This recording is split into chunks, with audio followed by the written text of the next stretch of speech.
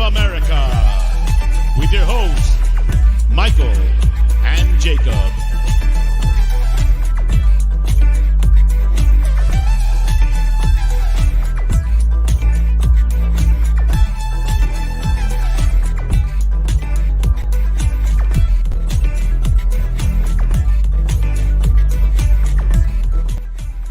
Big how are you doing? And of course I'm sharing my screen. Let me take that there. How you doing?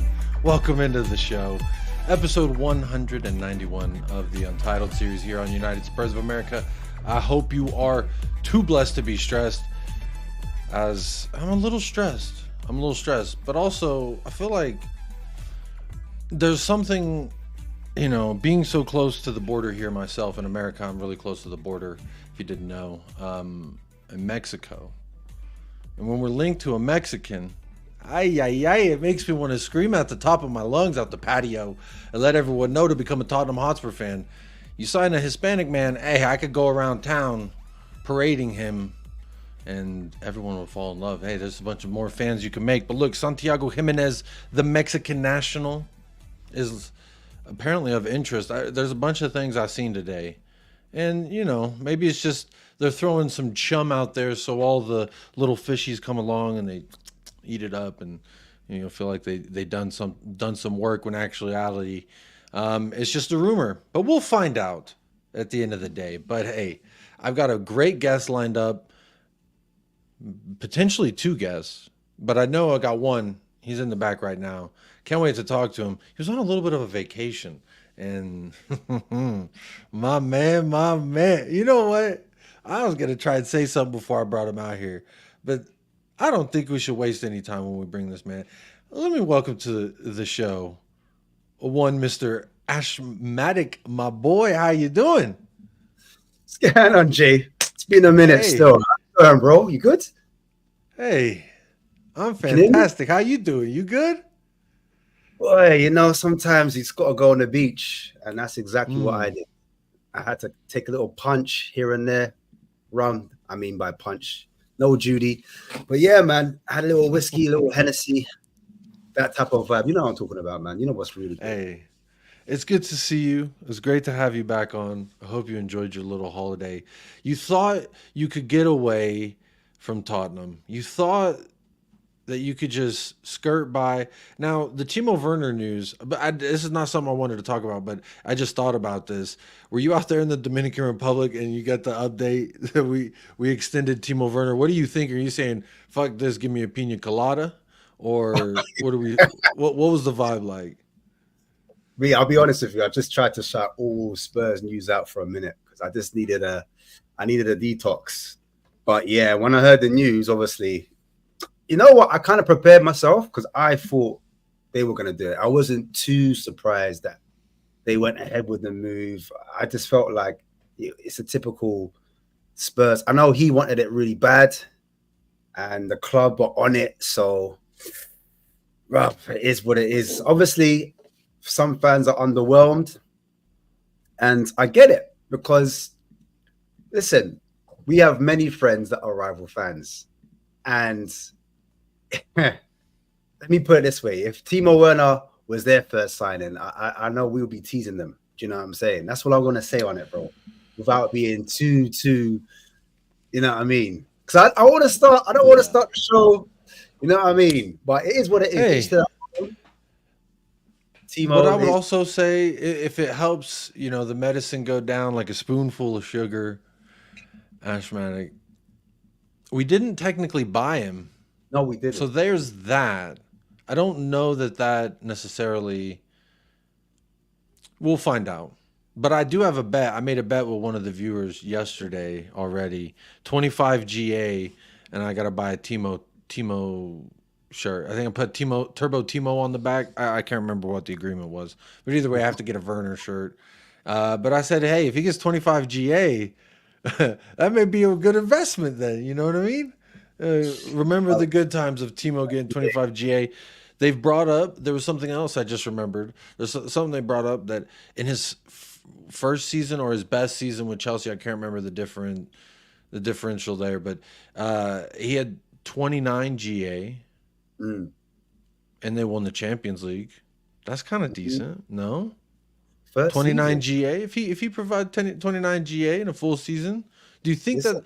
I mean, I don't think it's going to happen. Yeah. Hey, zip it, lock it, shut it, put it away. Let's not dwell on it too much because I don't think I'm going to be buying a Timo Werner shirt. I think the 10, if he plays 30 games, I'd imagine around 10 GA is my expectation, which is low because I don't think that that's the best of signings. But look, the window hasn't even officially opened, and I think you can approach free transfers right now or like those loan things. And there was actually some news that broke right before we went live about Djed Spence. So I'm going to pivot from Timo to Djed Spence because obviously Timo Werner propaganda is just like I said, a spoonful of sugar helps the medicine go down, I suppose. I was away from YouTube for like a week or so, and so I didn't cover the news when it broke, and I just kind of watched the Acropolis burn from afar, so to speak, and I waited and plotted and said, you know what? But initially, my initial news, I'll tell you what, if I was seeing the scenes that you were seeing, my friend, out there in the Dominican Republic, Timo to Spurs, yeah, no, thank you. Turn that phone off. We'll just turn it off. Don't contact me. Not even on airplane mode. Just turn it off. Don't even track my GPS. But anyway, Djed Spence allegedly, wait, where is it? I got it somewhere around here. Here's Fabrizio. And no, it's not Kylian Mbappe to Tottenham Hotspur, unfortunately. I know you were really thinking that you were going to come home to that. Got to tell you now, it didn't happen, unfortunately. But, wow, he tweets a lot. There it is. There we go. Genoa have approached Tottenham to sign Djed Spence on a permanent transfer. Negotiations are ongoing between the two clubs. Look, I want to get your opinion on this, but real quick, I forgot. I didn't even say hello to the chat. I was so excited to bring you onto the show. I didn't even say hello to anybody. So let me say hello to the chat. Let's say what's up. Let's do all the bookkeeping and such. Hit a like, etc. All that on the video. We'll put I'll put the link for Spurs King TV in the chat when in a minute. But big up Spurs GCTV. Did I say Spurs GCTV or Spurs Kings TV? I'm getting my tongue I'm all sorts of turned around. Like my days have been so messed up since having this baby. But Spurs GCTV can almost have a baby with the show. Remember, for 8 months, we're one more month, Spurs GCTV, and I'll see you there. But it says, let's get Jacob to 5K subs. Big up to you. And this is technically this is the American Sign Language for I love you. So you know what, Spurs GCTV, I love you too. So big up to you. Rack Dose Madness, grabbing a membership. Big up to Rack Dose. Let me see what membership did you get. Welcome to the Talk to Me Nice. Because I was thinking this name, I feel like you got the Lover's Lane not too long ago. But welcome to the Talk to Me Nicely Club. Hey, we're all talking to me nicely with some of these links. I was talking about Eberechi Eze yesterday. That was fun. And I was telling you, Ash, similar. I need this. You remember how I was last summer about Mohamed Kudus, right? Talk to me. And when he went to West Ham, I remember we were talking about it. You had sent it to me or something. Like, you broke it to me, and I was like, "Oh hell no! What are you sending me? Tell me it's a fake Fabrizio." Because also fake Fabrizio tweeted this morning that we approached Crystal Palace officially, but that's not true. So a lot of fake news going around, a lot of clickbait. Eberechi Eze. Hey, is it okay to daydream? Is it? But this is what I'm saying to you, my broski. Look, this is how it's broken down. When you say Eze and your face just lights up, and it's just a consensus across the whole of the club. No one's arguing about Eze. Do you know what I'm saying? Me, I don't watch other clubs like that. But when other clubs are scared about the Eze sign, I'm like, I don't know. But why aren't any other big clubs linked with him? I agree, but like, well, it's the same thing with Madison. Apparently, they are, but we just don't know at the moment. So this is the reason why I've calmed myself down, because I was like you, literally heard the Eze news. I was like, too good to be true. Then, like, as you start seeing more links, like, okay, was it the same agency, the CCA? Obviously, them man went to the fashion show, him and Son with Deli Ali, you know, linking up. Then on top of that, we gave his family a suite. Like from then, I was excited. When we got them a box at Tottenham Hotspur Stadium, I was like, could we? Then after that, obviously, the rumors started unfolding a bit more. There's a gentleman's agreement, XYZ. It was all making I sense. heard that. I've heard them two words before. Gentleman's agreement. Remember what that means, don't you? I know what that means. I know exactly what that means. You can't go anywhere, Harry Kane. You want to go win a treble? No. I got you right where I want you, buddy. Exactly. But yeah, fun. I heard Who doesn't love a gentleman's agreement. Because I did actually hear that City were in for him because Paqueta broke down, and so like it's down to the player. He broke down crying, or what do you mean? No, broke down? obviously he's doing the gambling. He's like rolling the dice. He's doing yeah, I forgot about that. You know, hey, like, you know, he's all locked up, so he can't really move right now. Then you've got Eze there, and apparently it's not all done. From what I'm hearing, it's not all. He's deciding whether he wants to go into the project. I don't know if it's true. This is what I'm hearing. So I'm just slowing my roll down slightly. Again, big up the chat. When I saw Kamada, again, that was another reason for me to get gassed. And some people are like, no, you can't have Elise and Eze leave the same time. No, you can't. So I was like, listen, I don't care about that. I just think this could happen. It looks like, you know, we could get the move on him. But I slowed it down because sometimes when I get too gassed, I get too excited, I get mud in my face. So I'm trying to take oxygen in. I'm trying to take it easy. I'm looking at alternatives as well because at this club, they will put you through it, man. Trust me. We've been there before. So I saw a photo of Eze. He looked stressed at the England international game. He looked super stressed. And someone's like, looks like he's played for Tottenham for 3 years already. And it was kind of funny, you know, one of those like when a fat man laughs at a fat joke, you know, it was one of those instances like, you got me, you bastard. Speaking of you got me, adding to the sponsor list, big up Chic TV, my G. My basketball aficionado says, big up to Mr. Jacob, a.k.a. Mr. Maverick, a.k.a. Mr. Don Sigwit. If you don't follow the NBA, the Dallas Mavericks, they are a treat right now. Luka Doncic, I almost called him by the nickname. I gave him a nickname. I gave him a nickname called Truthka Don Sigwit. So I'm trying to get it to stick. It's not going to stick, but we're trying to get it to stick. Hopefully we can go on and win the finals. That's what it's about. Last time Mavericks were in the final was 2011, and we won versus the Miami Heat, a.k.a. the Miami Ski. But anyway, moving along. Thanks for that, Sheik. Big up to you, my friend. Big up to everybody in the chat. Let me say hello to some of the members real quick. Big up Faith Elemento, the first like in the chat. Big up to you, my friend. And make sure you're liking the video. There's also a poll because the main subject today is Santiago Giménez. Obviously, there's little news going around. I think I put rumor carousel. No, I changed it to Rodrigo Muniz link.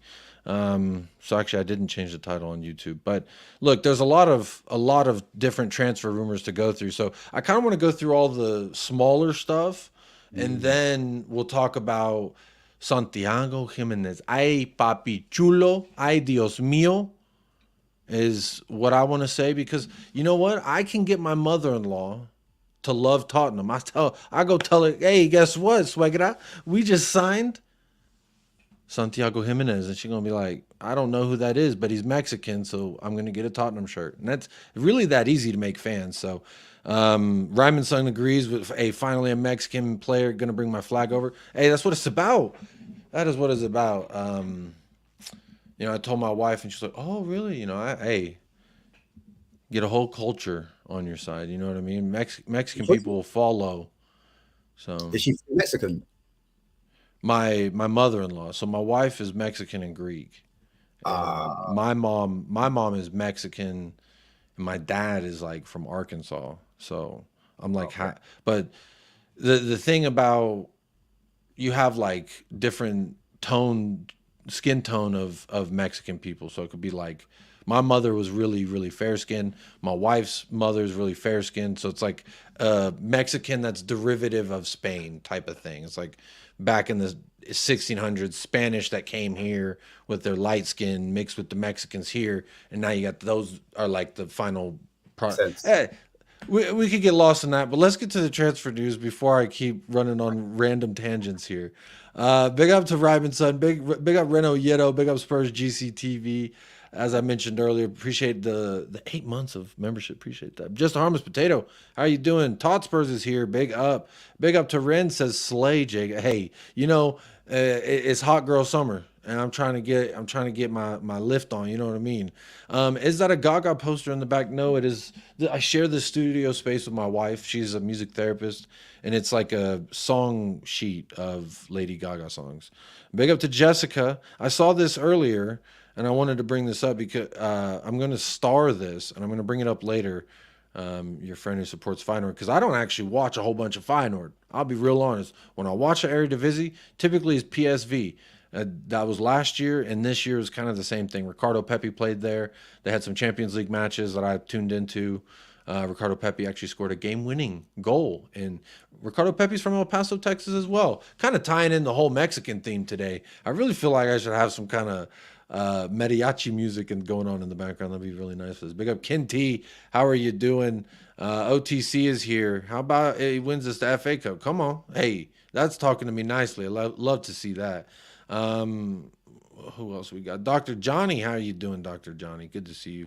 Rakdos, appreciate you grabbing that membership as well, or excuse me, upgrading your membership, my friend. I'm going to try and do a members show ASAP, probably like when the window opens, and then that way we can just kind of talk about everyone's thoughts and all that fun stuff. Really give us something to talk about. If Johnson could finish chances, Werner would have a decent amount of assists. Same for Johnson in reverse. Big up Steady as Shark. Very well said. Good to see you in the house. Richie B is here. Big up Richie B. There's the link for Ashmatic Spurs Kings TV. Make sure you go support that channel. El Tel Cocarel is in the house. Good to see you, Jose. Make sure you subscribe to Jose as well.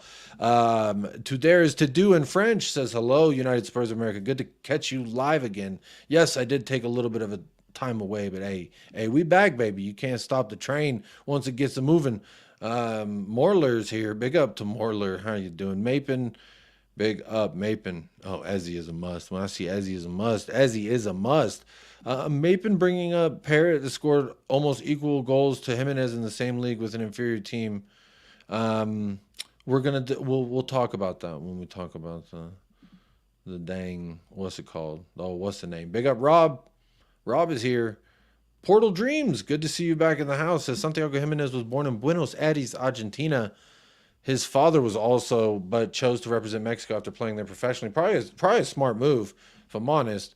You can get in, and this is the worst Mexican team I've ever seen in my lifetime. I'll be real honest. Well, I grew up scared of Mexico. I grew up believing that any Mexican that touches the football was automatically going to be better than anyone from America. That's how I grew up. And it's really shifted. So hopefully he can, get things right for them. Big up to you for that little background. Big up AJ as well. I'm making sure to remind you to hit the like and subscribe, all that fun stuff. Nova's here, says last Mexican to wear a Tottenham kit was the magician Giovanni Dos Santos. Make the Santi transfer happen. I'm actually really excited. I'm pretty biased, and I feel like this is the perfect time to speak with Ash. You kind of help quell me when I get a little, shall we say, animated about business. Big up Martin. He's here with the tacos. Big up to you. Hey, I love me some tacos. Hey, there's a place. I don't know how it's pronounced, but I call it Crisostomos. And if you're ever in Juarez, and that's in Mexico, if you're ever in Mexico and you see yellow and it says Crisostomo, you have to go get some of the. It's like they're so good. Come on, they're good. There's one really close to my house that I don't have to cross the border for, so that's very nice. Anyway, I'm getting distracted. This is my fault here because I started thinking about tacos. I'm actually kind of hungry. Like I should have ate. Listen, that was my favorite restaurant, the Mexican. And we had the baby back ribs. I don't know how Mexican that is, but listen, they did it right. Not really, but they would do it like not with barbecue sauce for sure. Oh, It'd they be some did it kind of so, Mexican sauce. so right. Barbecue ribs, and I had the, what do you call it? It begins with a Q. Is it crest? It's like a taco, and it's got the filling inside it. I don't remember the name, but it begins with a Q. Crest. I can't remember. Quesadilla? Yeah, that's it. That's why. That was my starter. Yeah. Then I moved on to the name. I don't know if that's an American thing though. A quesadilla, it is like a Mexican thing, but I mostly like, I don't know why quesadillas for me, I link it to Taco Bell, and Taco Bell is not. I don't equate Taco Bell into Mexican food. That's like. I didn't go Taco Bell. I'll be real. I didn't. I went. It was a Mexican restaurant. That's what I went to, and that's what I had. But boy, you can correct me because you're the expert. You're from there. I don't know. Well, there's definitely more people better equipped to speak about it than I am. But before we keep talking about food, because I already started off the show and I was like kind of looking through the kitchen. I kind of want a snack before I start the show. And I was like, fuck, I'm running late. I got to start the show. So now we're talking about tacos. Damn it. But look, I've got this pulled up to remind me. Djed Spence, Genoa approaching us. They pulled up and said, hey, how you doing? Negotiations ongoing between the two clubs and the player side. Genoa's numbers this season, the best among the promoted teams in the top 5 European leagues, with the club set to extend the contract of the whole management, including director Marco Ottolini, whoever the fuck that is. But Djed Spence, how much is a fair price? How much you taking for old Jetty boy? You know what? It's a hard one because we didn't really get to see one of the man them play like free Djed Spence. I think I've seen more managers with more quotes about why they don't want him than I've seen him appearances for Tottenham. Oh, why? Do you know why? Because Djed Spence is outside. You look like he's not inside. You know, like how we're inside? No, he is outside. I'm telling you, bro, he is literally one of the man them. Like, I know a couple youngers, and they told me they're like, listen, they kick ball on a certain level, and they know him. They're like, listen, you see, Djed, sometimes you forget that he's a footballer because the way he be popping bottles, the way he's outside. So I know that, listen, you're a young man, you're allowed to do what you like. You do what you do, you live your life. But I can tell that attitude-wise, mentality-wise, London's not for him. He had to go over to Italy to settle himself down. A bit like what people say about Sancho. Some people, they just need to go outside of London, go to a different country where they're not so free, they're not so much exposed to that fast boy life. Because let's face it, they've got a lot of money, they want to spend it. You can't blame them. Now, I don't know much about Italy, though, but is Genoa a place where the old people hang out so Djed can't go pop bottles? Or is that what it is? But I imagine Italy be having some fun. Now, I've been doing a little bit of history listening while... and back whenever, you know, the Roman Empire was starting, debauchery was top of their list of things that they enjoyed doing. True. So true. I'm not too convinced about, you know, I've heard a lot about this young man's attitude, but I've not seen anything. Usually there's like a clip or like a quote, or there's like an interview where you could point out and say, look at this fucker. I mean, really, all there is was that tweet of him tagging Warnock or whoever the fuck his old manager was, being like, haha, motherfucker. But also, I like that. I like that. I personally, like, my opinion is I like that in a player. That cockiness, that cockiness can take you to a certain place. And it's clearly gotten him there. It's the work rate that has to also go along with it to be a good player. And from the moment he's signed with Tottenham, I was like, oh, maybe he could be something good. Or maybe he could be some. But the manager said, not my guy. Conte said it first. That's what I'm saying. Conte said that. That's what I'm saying. He came in and said, that's the club. Don't look at me, bro. Don't equate that to my talent ID. All right? That's what he said. Don't disrespect on my name. That's Tottenham who signed him. And we were all like, oh, this is a club investment. This wasn't an Antonio Conte signing. Is Antonio Conte going to be back? That was the whole fucking chatter about Antonio. And then Ainge came in, and I remember in the summer I tantalized the idea. I saw him with Bissouma and Ndombele, and I was like, what if Ainge, Bissouma, and Ndombele, Djed, they're all cooking and there's a vibe and they're like, fuck it, we ball. And if they took that on and they applied it, you never know. But They were two, and Ndombele and Djed Spence, they were two players who were in training with Ainge the first moment that he was able to train players as a manager for us. They were. So it's not like he didn't get a look at them or he didn't get to see them on a day-to-day basis. He trained with Toney and Djed for several weeks and was like, no, thank you. So to me, it's clear he's not at the level that it's the added, whatever you want to blame it on. It's clearly not going to work at Tottenham Hotspur with Djed Spence, Toney and Ndombele, the likes. So yeah, price. What are you saying? I saw someone say 20 mil. Loose Chill Music said 20 mil. You say I'd take 20 mil. We're talking about 20 mil for Emerson as well to AC Milan. 100%. I was thinking a bit lower. I'll be real. Because we ain't seen him. We don't even know what he's really capable of. I know, like at Forest, as you said, sorry, Middlesbrough. Was it Middlesbrough? And he turned up and he went to the, he put a couple past Arsenal and people were a bit nervous. So I don't know what he's really capable cooked of. That one game. Yeah. You know what I mean? It's like... The two. Wasn't it like both legs or something? Home and away or something? I don't know. But yeah, you're right. It wasn't a lot. And even Arsenal fans were asking me, yo, what about that Djed Spence, brother? Yeah, yeah. I remember there was a little bit of, who that? You know, like a little, maybe, and his pace, I saw his pace. I saw compilations coming out as well from Tottenham fans on Twitter, the good things that he did with Genoa. But Genoa, what the hell he done for Tottenham is what my first question would be. So I'm thinking 20 mil, yes, sir. I'll sign on the line.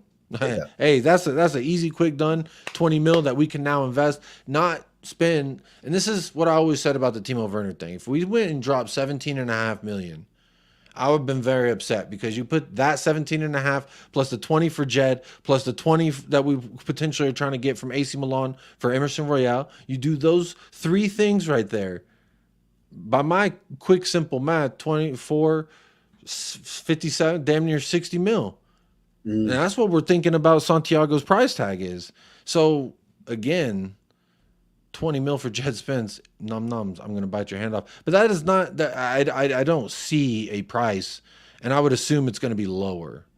That's what I think the sell-on clause, if I remember, it was like somewhere like 7.5 or 9. I think it was single digit.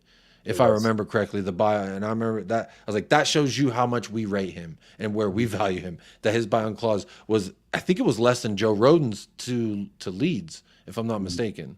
So it's one of those. Yeah, send him to Napoli, let him go play with Conte. That'd be fun. Hey, imagine Napoli go buy Djed Spence. That'd be hilarious.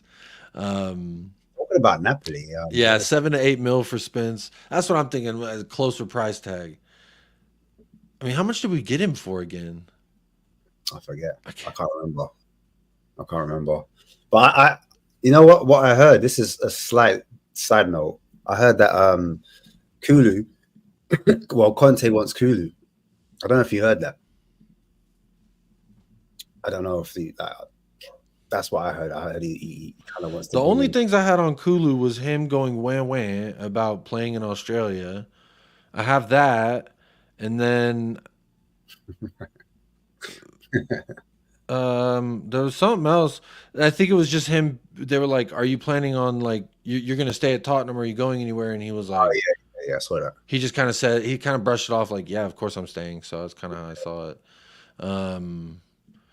15 million, give him a friendly.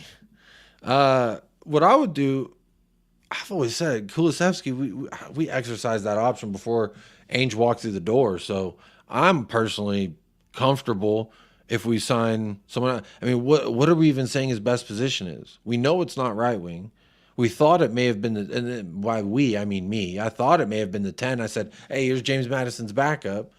But then he kind of was I remember there was like 2 mediocre teams we played that he was in that midfield and he was getting overrun. And I remember being like, yeah, he clearly can't.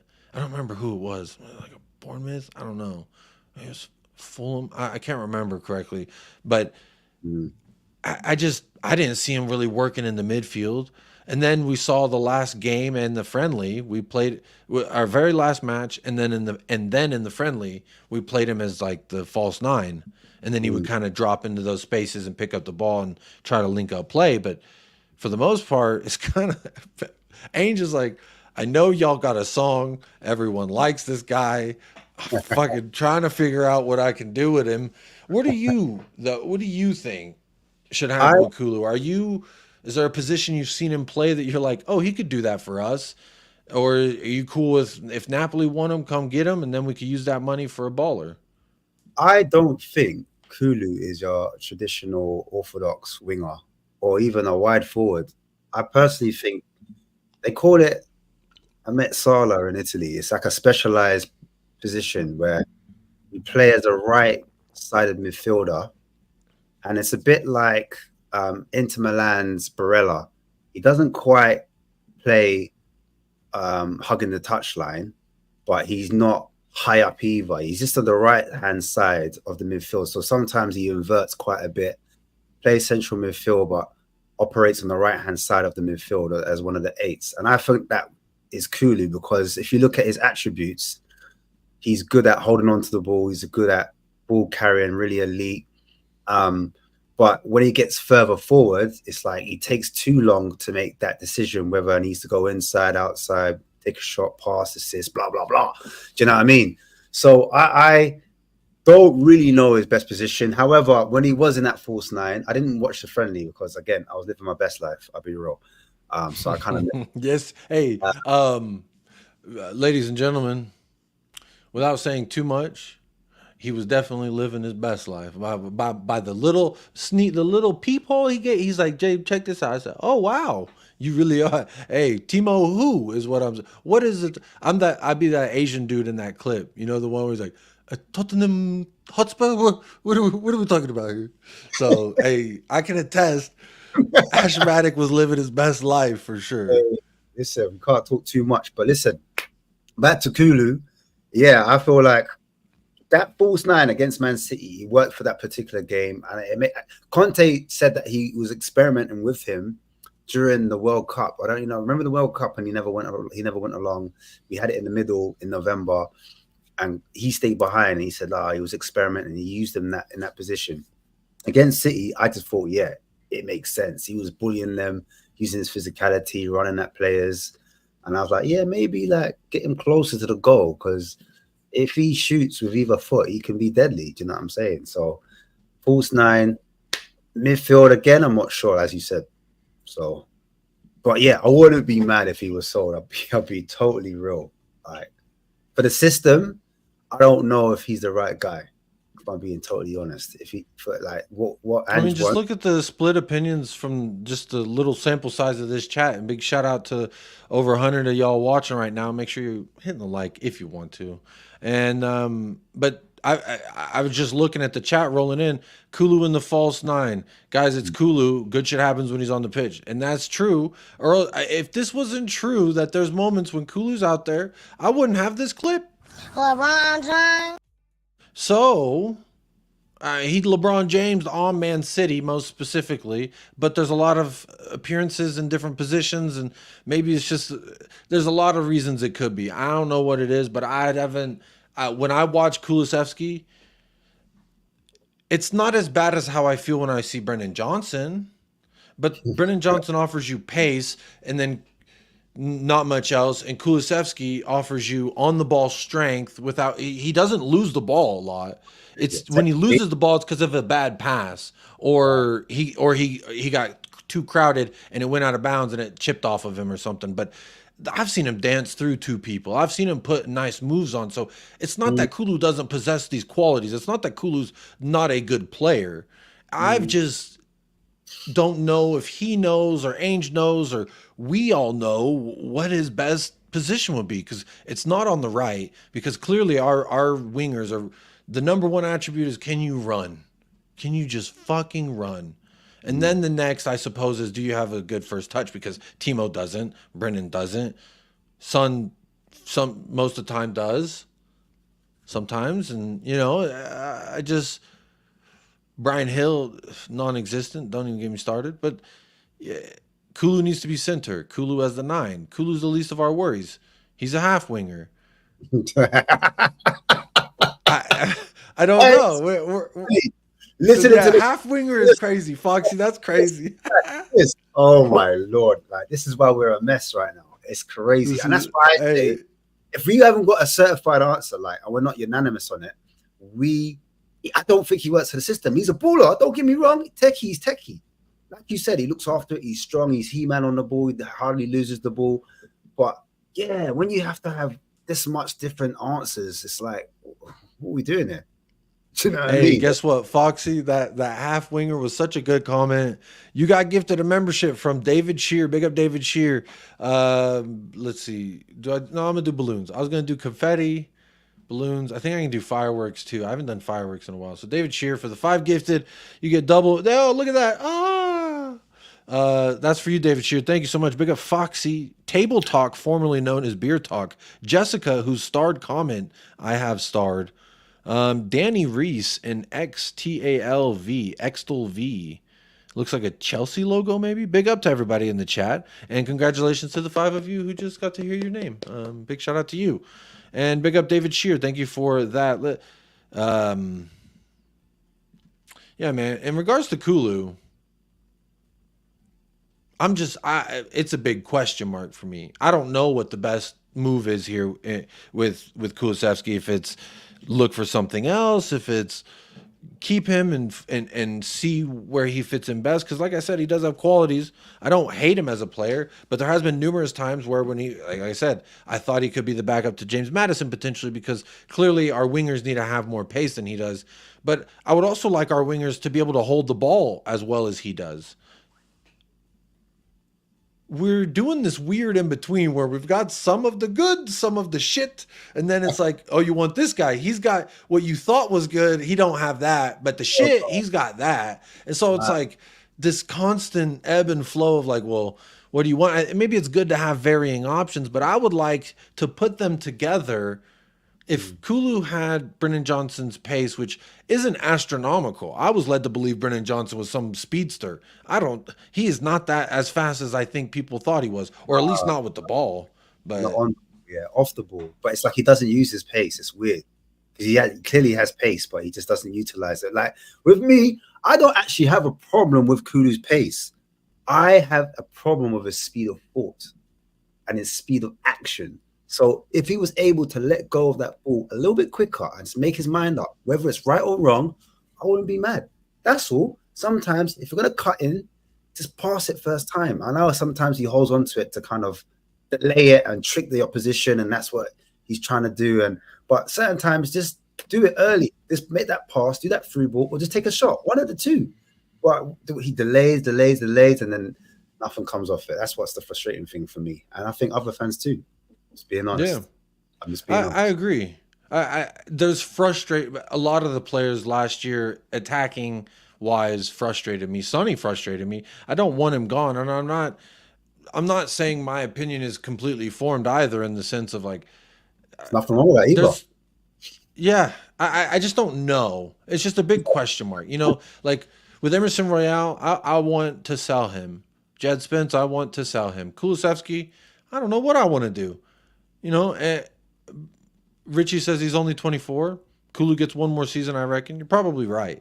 I would assume, because that would kind of look weird if this regime takes over and we've just extended Kulu's, or we just picked up Kulu's buy option, and then 12 months later we're saying, you know what, buy. But hey, you could tempt me with him leaving right now with a little bit of money. What's the lowest you take for Kulu? Or what is a number you could hear someone say, oh, I'm offering you this for Kulu? You hear that number, you say, all right, cool. Between 50 and 60, I'll take that. 50 and 60? I would take that. Because if you look at the striker market. So we're saying he's worth as much as Richarlison. Or did we just get fleeced by Everton? What is that?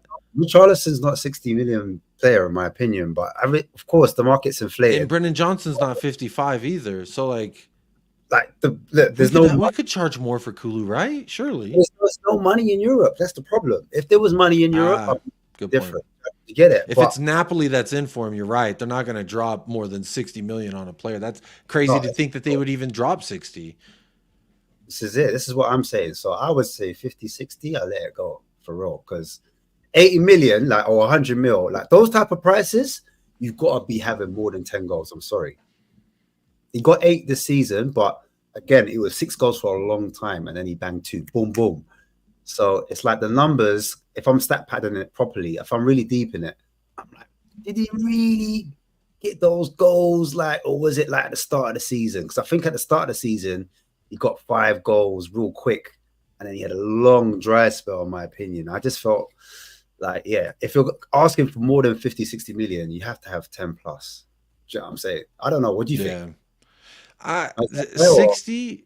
I mean, if I guess 60 would at least get me interested. I'd probably ask for a sell-on clause as well, because if, say, he goes to Serie A and like absolutely cooks, they sell him for 100 or 80.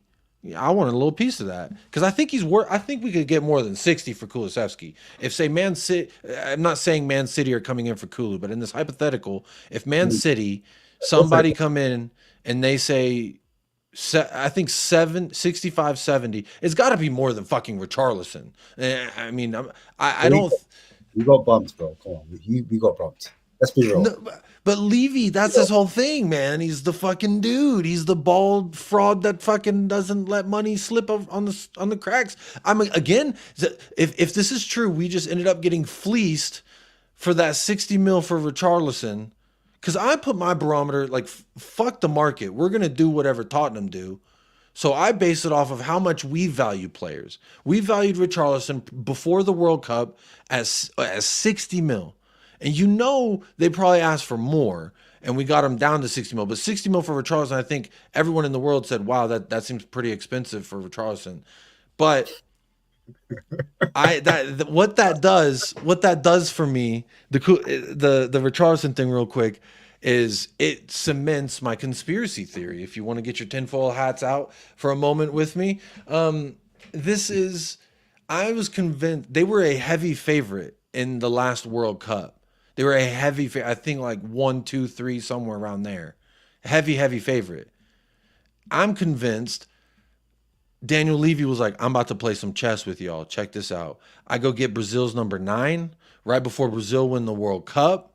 Talk to me nicely. And think about all the number 9 Richarlison talk. They're going to say, oh, where does he play? Oh, that number 9. I mean, think about it. He almost got his way when Richarlison hit the poppity, uppity bicycle thingy that he did, the side swiper thing. A very photogenic shot. But to me, I think that cements my conspiracy that I think he bought him for the World Cup hype. But back to Kulusevski specifically, I just think that we got to get more than we spent on Richarlison for Kulusevski, because I think he's a better player. I hear it, and I agree. However, that was then. I'm going off now. I think if you're going off back then when we did buy him for that amount of money, you'd have a leg to stand on. But since then, I think a season's passed, and players' values change all the time. And where I stand on it now, not to say Richie he had a better season than he did last season. I just feel like if we're going to compare the two, I honestly think we overpaid for Richarlison. I think we spent 10 million more than he should have been worth. And so that might inflate the value for Kulusevski, in my opinion. I could be wrong, but that's just how I'm seeing it. I don't think Richie was worth that amount of money, if I'm being totally honest, for the amount of times he's been injured and for what he's contributed for us as I don't want to say it, a clean replacement. Yeah. I just don't. And excuse me, a what?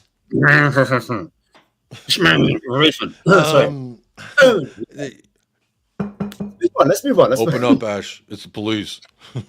Woo! Real quick, big up Bob Down Under for the 5 gifted memberships. Let me find out who got their lucky day. Iota Fierce Thompson, big up to you. Steel 24/7. That sounds like a movie. Arcane Novice, big up to you. Nawaf got gifted a membership, and Drula got gifted a membership. Big up to you, Bob Down Under. Good morning to you down under in Australia, my friend. Thank you so much for the 5 gifted memberships, for always being here and supporting. Big up to the over 120 of y'all in the chat right now. Again, if you don't have to do what Bob Down Under does, but thank you, Bob, for being a further sponsor of the channel, because you sponsor every day by being a member. But further sponsoring the channel, further making the family just that much bigger. Big up to you. Big up to all the sponsors. I'll make sure to give y'all a shout out. David Shear, obviously, Sheik, Rakdos, Spurs GCTV. Big up to all of y'all. And thank you so much for really helping out the channel, helping my family. Really, really and truly, it goes to my. There's 2 of these little rascals now, so thank you so much for that. It really does mean a lot. So big up, yeah. That's what I'm saying, David Shear. You Aussies, y'all different. Y'all are built different. But look, I saw a few. Nobody's gonna pay 50 mil for Kulusevski. Y'all don't think we could get over 50 mil for Kulusevski? Kulu writes love letters and shit. He did write a love letter, but it was to us, the fans. How can we shame him for writing a love letter to the fans? Which, cringy or not, we sang an ABBA song for him. We sing an ABBA song for him. And then we're like, don't write me a love letter, though. Bro, ABBA whole thing was built on love letter shit. You know? Maybe I've got ABBA wrong. I don't know. But Leo here says Palmer was 42 million. Nobody's dumb enough to even pay 50 for Kulu. When you say Palmer's 42 million, that really upsets me for a lot of reasons. I know there one is City. We could have dealt with City. They would sell somebody to us. How much was Kudos? Mohammed? 45. It's not looking good, bro. You think we only get? Maybe the chat's right that we can't get 50 for Kulu. Y'all might be cooking, and I'm in a. Maybe I saw someone was like, "What world are you living in?" Maybe I'm living in La La Land. But that's actually crazy. Richie 60 million is ridiculous. Anthony was like 100 million. Darwin Nunez was like 90 million. A lot of people got fleeced that summer. I'm glad it just wasn't us, I'm so glad. You know, the thing is, I was right before I heard the price tag of Darwin Nunez. I was like, guys, there's this guy. He might break goal scoring record in Europe. He plays for Benfica. He plays for Uruguay. I think he reminded me of Eds, like the way he played reminded me of Edson Cavani, because I'd seen him international, and I was like, this guy looks like a young Edson Cavani with pace. And you know what? I think Cavani can finish better than Darwin Nunez, so got that one wrong. But the price tag was quite outrageous. A lot of people paid a lot of money for some not a lot of money type players. Now, when you look at the 100 mil that was spent on Declan Rice, you could say that was worth it for Arsenal. They're talking about spending another 100 on Guimaraes, Bruno Guimaraes, which he really looks a lot like Christian Romero. I think he's Argentinian, and he just like hangs out in Brazil or something. In the face, they look a lot alike, but that's neither here nor there. So Kulusevski, I think consensus is saying 50 mil, bite your hand off. It's tough. It's tough. Lukaku was 100 mil. I forgot about that too. I thought Kulu was better than Saka. Calm down. I never thought that. I mean, 6 months. But I also don't think Boohoo Saka's anything to write to your mama home. You know, hey mama, look who I just saw. Number 7. He fucking limped. Brennan 50 mils a sin. There's a lot of fleecing going on. But big up everybody in the. Lukaku, I forgot. Bro, Inter Milan ran scam. 100%. Yeah, Martin, I said Boohoo Saka. That's my nickname for Bukayo Saka. Frobe, that's what. Let me see. What else am I going to talk about here? Because, you know, Kulusevski. Valise is not going to return to Argentina in the transfer market. Tottenham want to loan him to a Premier League club. Clubs in Italy closely following him. EA Sports ranks Valise very, very high. But that's a fucking video game. Where do you rank Alejo Valise? You know what? He's got that South American fire about him, which I do like. I like that when I did see him, he was like dogged and trying to hurry players, and like he was a tenacious, the intensity, pressing was there, etc. And he managed to get a goal against Brighton. I was happy for the kid because, he really wanted to prove himself on this particular level. He thinks he's ready, and that's why they forced him a little bit ahead of his time. I remember in training, they were talking about, he just turns up, he's tenacious every game, like he really wants to go. So he actually made himself get to where he was. I kind of like that in a player, that kind of, they're like, look, manager, look at me. I'm going to show you the reason why I'm a top player.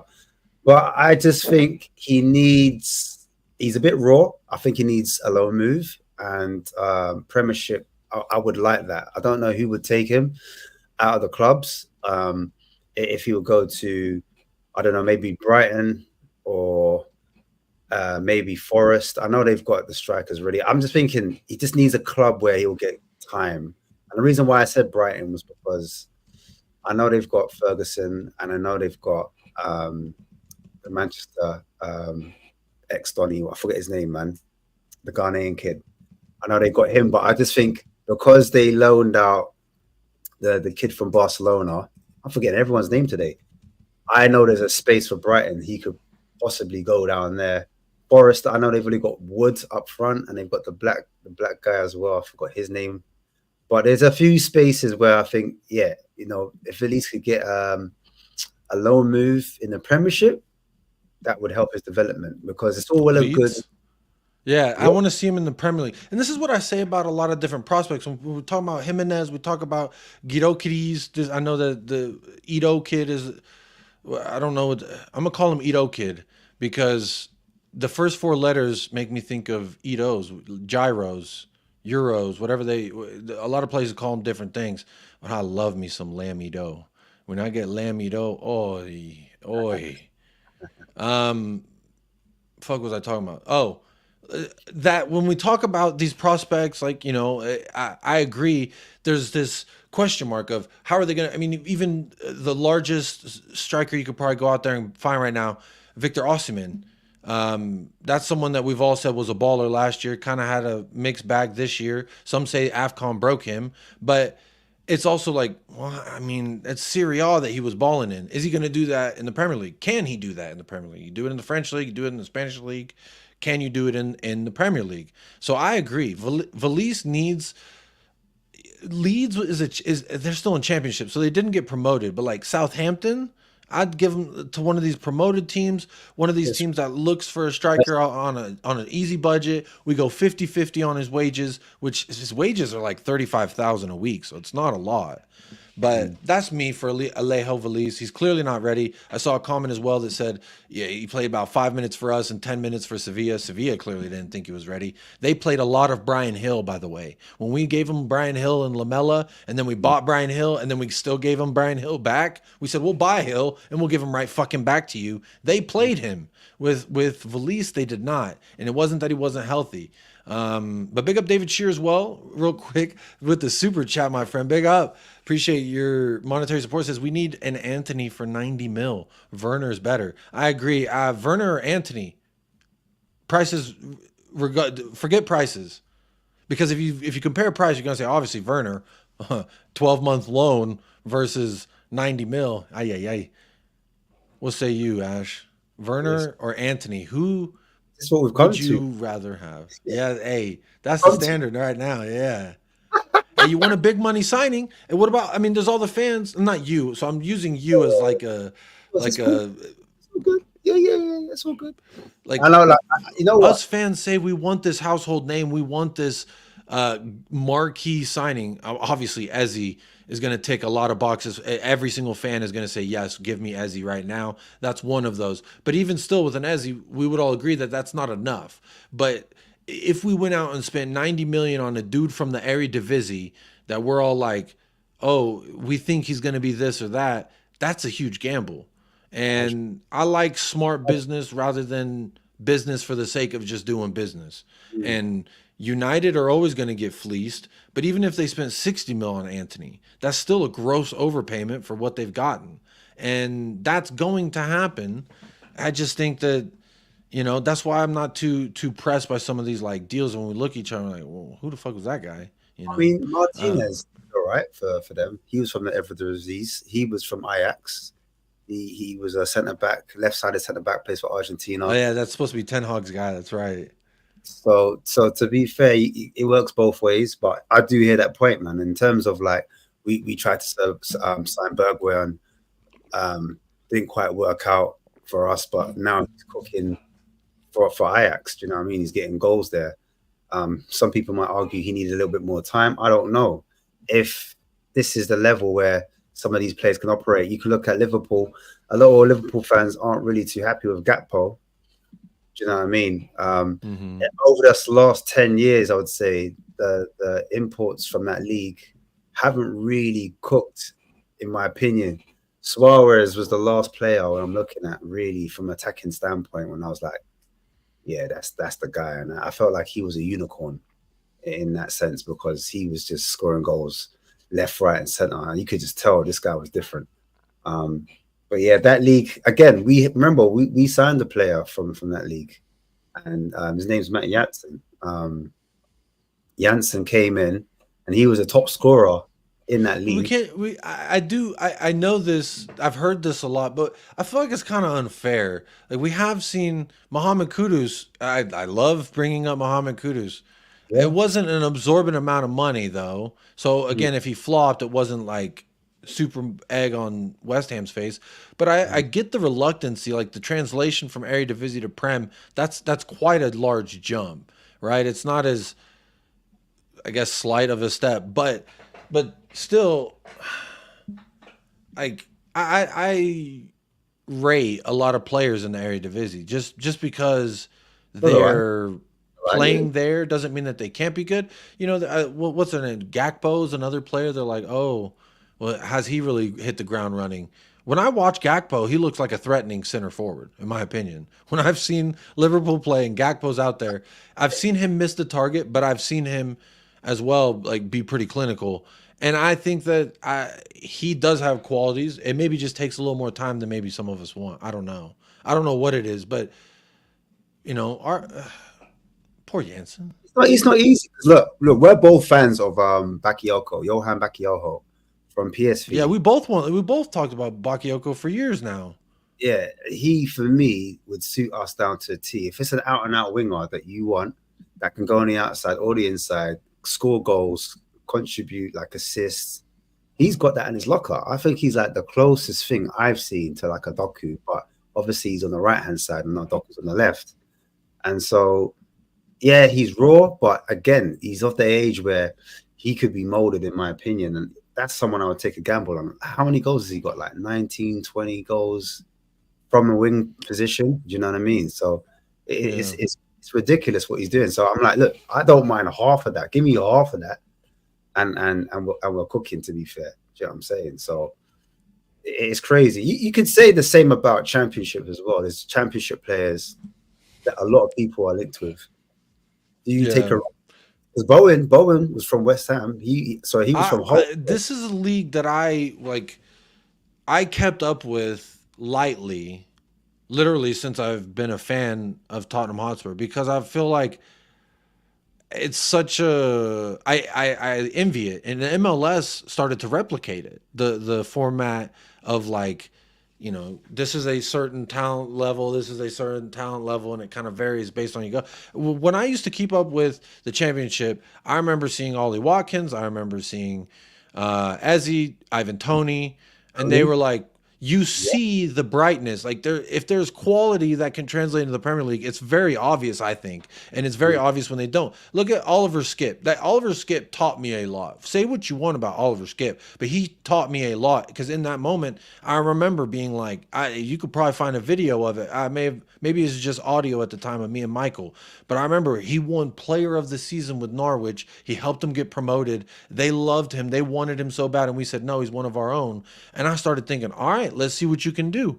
And he came in, and I was like, he reminds me of Winks. Winks that runs more.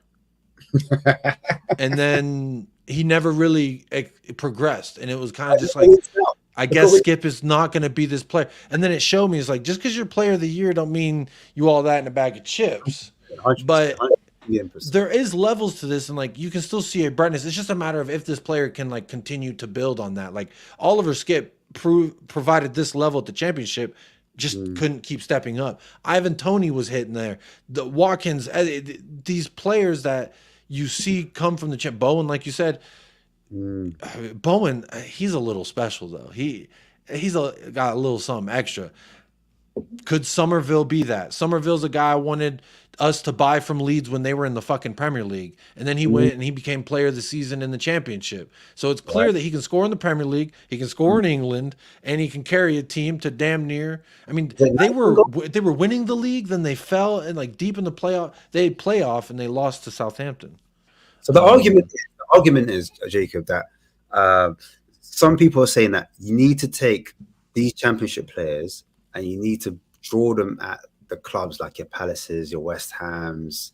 You see what I'm trying to say? Maybe your Nottingham Forests, and see how they perform there. And then you take them from those clubs because basically they're like bleeding them in, if that makes sense.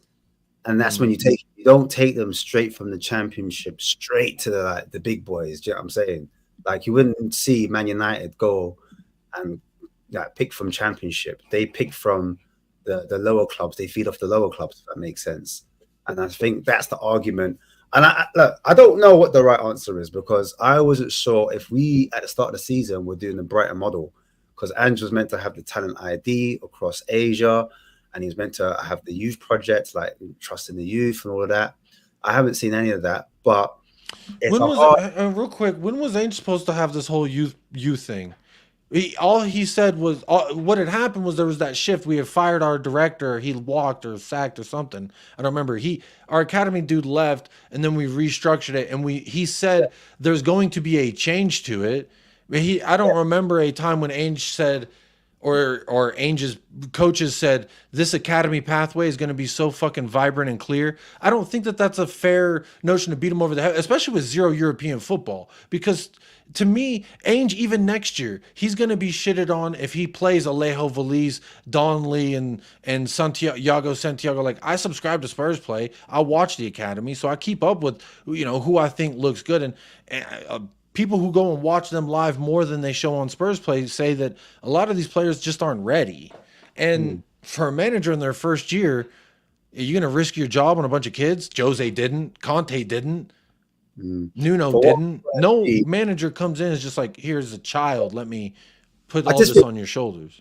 I'm not saying like he was going to bring the youth through, but I just feel like there was a perception that maybe because he worked with previous academies, previous under 21s at other clubs, I think that was the perception of him coming in. Maybe it was a bit of Mourinho, Conte. They thought the academy wasn't good enough and this guy was going to come and switch things up, change the culture, and everyone was going to get a chance and blah, blah, blah. So maybe that was the perception or maybe the hope of the fans that they thought they were going to see more youngsters get bled in and given a chance, or there was going to be a stronger pathway for them. But I agree, man. From when we didn't get Europa, it's always harder for them to come in. Like he tried to if play. These kids play, but that's my. Like this is Ainge is going to get beat with a stick no matter what he does. We play our strongest 11 in Europe. They're going to say, "Oh, this is the game you should." No, this is the game you should have played the kid. No, this one. No, this one's the game you should have played the kids. Oh, the FA. Oh, the Carabao Cup. If we play the kids, get knocked out the Carabao Cup. Ainge didn't take it seriously. What a fucking asshole. Oh, FA Cup, same thing. So it's damned if you do. He rotated the squad to see who all he could fucking use. Lost on penalties to Fulham, and everyone to this day still beats Ainge with that stick. He didn't take the Carabao Cup seriously. We're supposed to want any trophy, and I do. I'm desperate. I am desperate. I'm the crackhead, and I need some crack. And the crack being a fucking trophy. Carabao, I don't give a damn. Give it to me. Energy Cup, I'll take it. Anything I could drink out of, I need it. And to me, Ainge still took it seriously by not completely just playing kids in a Carabao Cup. We didn't lose outright in 90 minutes, and we got knocked out of the cup on penalties by him trusting players that should be able to fucking beat Fulham. The lineup he put out is full of players that should. 60 million Richarlison was out there.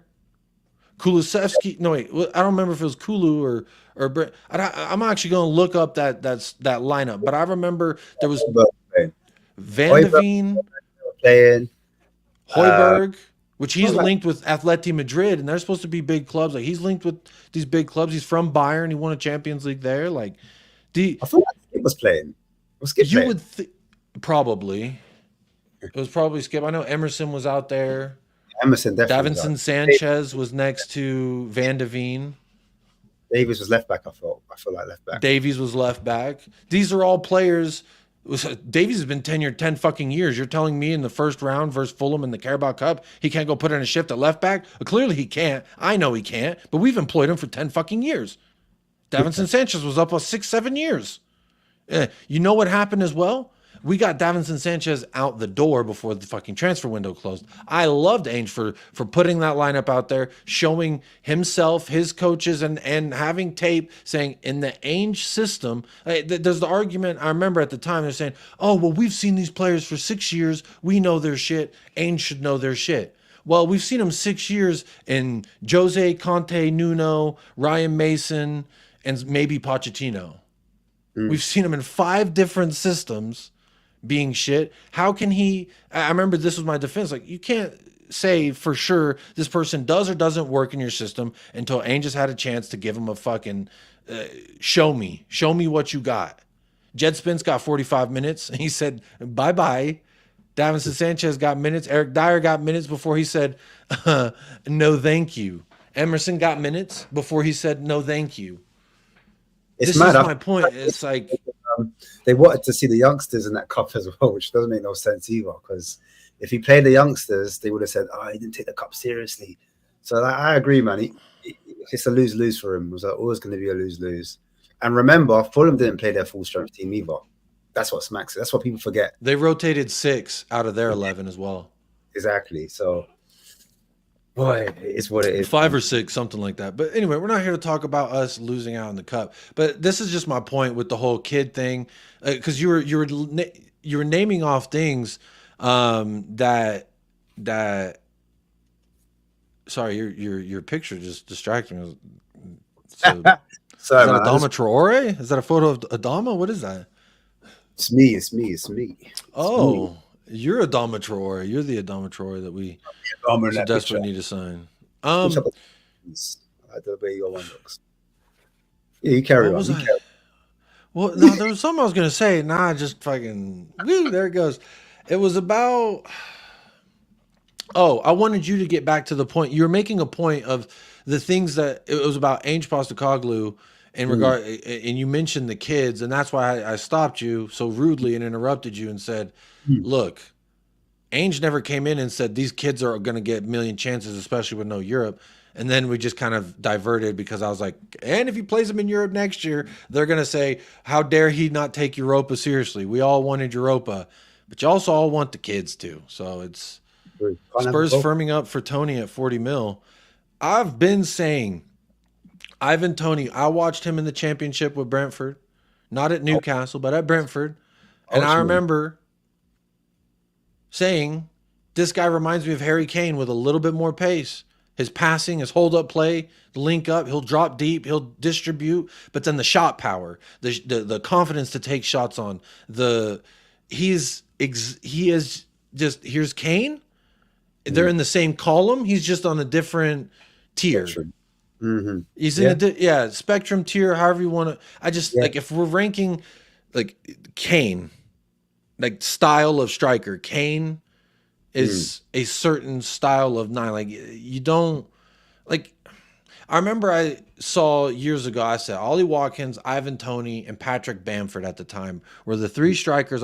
This is before we signed Richarlison. I was like, these are the 3 guys I think should be Harry Kane's backup or eventual successor, because we knew Harry Kane's ankles. So for me, Ivan Toney, I saw this from Football Insider, 40 mil, and then Bob Down Under just said it. So maybe something else just got said.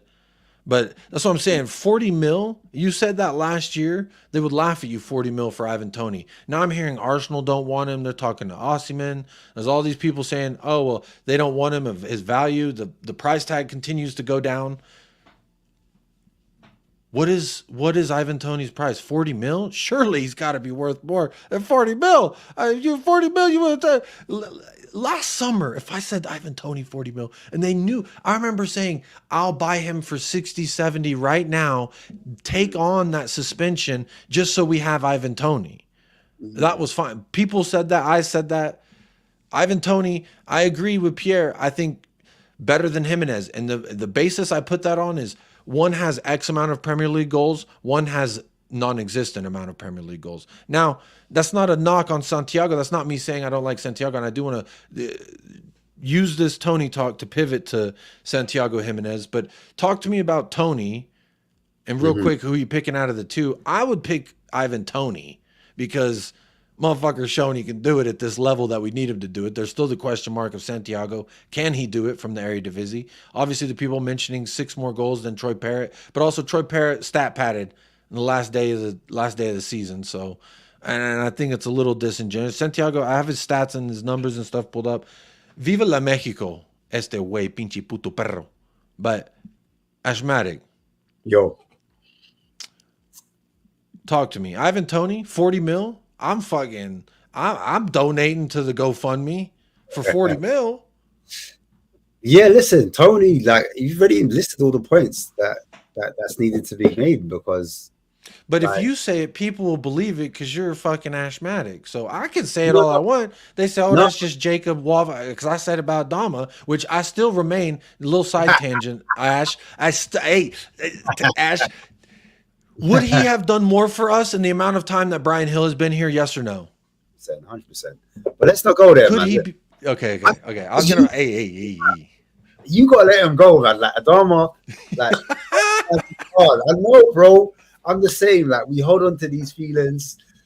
Just let it go. It ain't worth it. It ain't worth it. It ain't worth it. I'm telling you. You're right. I'm still not over Kudus either, but we'll move. I agree. Like it's not all about the goals. Like obviously, as a number 9, you want them to put in the back of the net, but we need to have some kind of marking criteria when it comes to forwards or strikers. We can't just look at the GA and, as you said, step at it and say, look, he's got this amount of goals. Because if we're going to do that, look at Solanke. If you look at Solanke this season and you compare it to Toney's last season, because I'm assuming that we're looking at their two, their goals and assists, very similar in terms of goals and assists. But again, I want to make the point of what do they do for the team? What do they do off the ball? How do they contribute? And that's what Toney gives you. He gives you off the ball protection. What do I mean by that? He's able to hold players off, like we're talking about Kulusevski's physicality, first touch. Is he able to get under? Is he able to link the play, bring other players into play? Can he have those range of passes where he's got a medium to long pass? Can he pull that off? Can he switch to play? Can he find his wingers, his wing forwards really quickly? Can the keeper go directly into him and help us to progress up the pitch? Because a lot of the time when we're trying to play certain teams and we lose the ball in that final third, or even just trying to get it from A to B and we're just trying to move up the pitch, it kind of needs your 9 to fall in as a false 9, hold the play up, and then find other players. And that's what Toney gives you. He gives you a little bit more than a direct target man, as in like he's good with the air, he's good with his head, he's good with the feet, back to goal, he can spin players, he's got strength, etc., etc. That's what you're going to get with Toney, and I think that's why a lot of people are excited about the prospect of having him. Also, I think the mentor of the guy, he's got that kind of savagery. Do you know what I mean? That kind of like, I don't give a shit, I don't give a fuck, I'm here. I'm Toney. I believe in myself. I think I should be playing at the best club, and I'm going to show everyone why I'm the best and why I'm in the England squad, etc., etc. So I think that's what it is with Toney. Like everyone has their preference and why they like certain strikers. Some people like strikers that can run in behind, that are fast, that kind of play in the channels. A bit like, I think Watkins is more of like a wide forward, whereas Toney is more of a target man, if that makes sense, or a box striker. I hope that answers your question. Did you want me to talk about the El Mexico? The El Mexico? Yes, let's. I do want to move on to that real quick. It is in the title, so I'd be reluctant if we didn't at least talk about it. Okay. And I'm not going to say his first name, so just close your eyes and go on a journey with me. Tottenham Hotspur are interested in Mr. Bellingham. He played at Birmingham. Mr. Bellingham to Tottenham. Are you singing off the same hymn sheet as me, Ashmatic? Hey, don't ask what his first name is. Don't ask which order of baby Bellinghams popped out first. Just know it's in the DNA, baby. It's in the blood. This reminds me of the Dallas Mavericks. You know Stephen Curry, right? He's like a world-renowned athlete, Stephen Curry. He's got a brother. His name is Seth Curry. They kind of look alike, but he's definitely not as like camera photo friendly as Stephen. He can't shoot as good as Stephen. His pace isn't as good as Stephen's. But you know what he does have? The last name. Think about the headlines. Just listen to me now, Ash. Bellingham signs for Spurs. Everyone's going to say, oh, look at us now. We just signed a Champions League winner. No, championship participant. What do you think about that? And I think this is why you were arguing the whole championship thing. Because obviously Joe Bellingham at Sunderland is quoted for 20 million roughly. It says Sunderland are believed to want a fee in the excess of 20 mil if they're to sell Joby Bellingham. Tottenham are one of the clubs interested.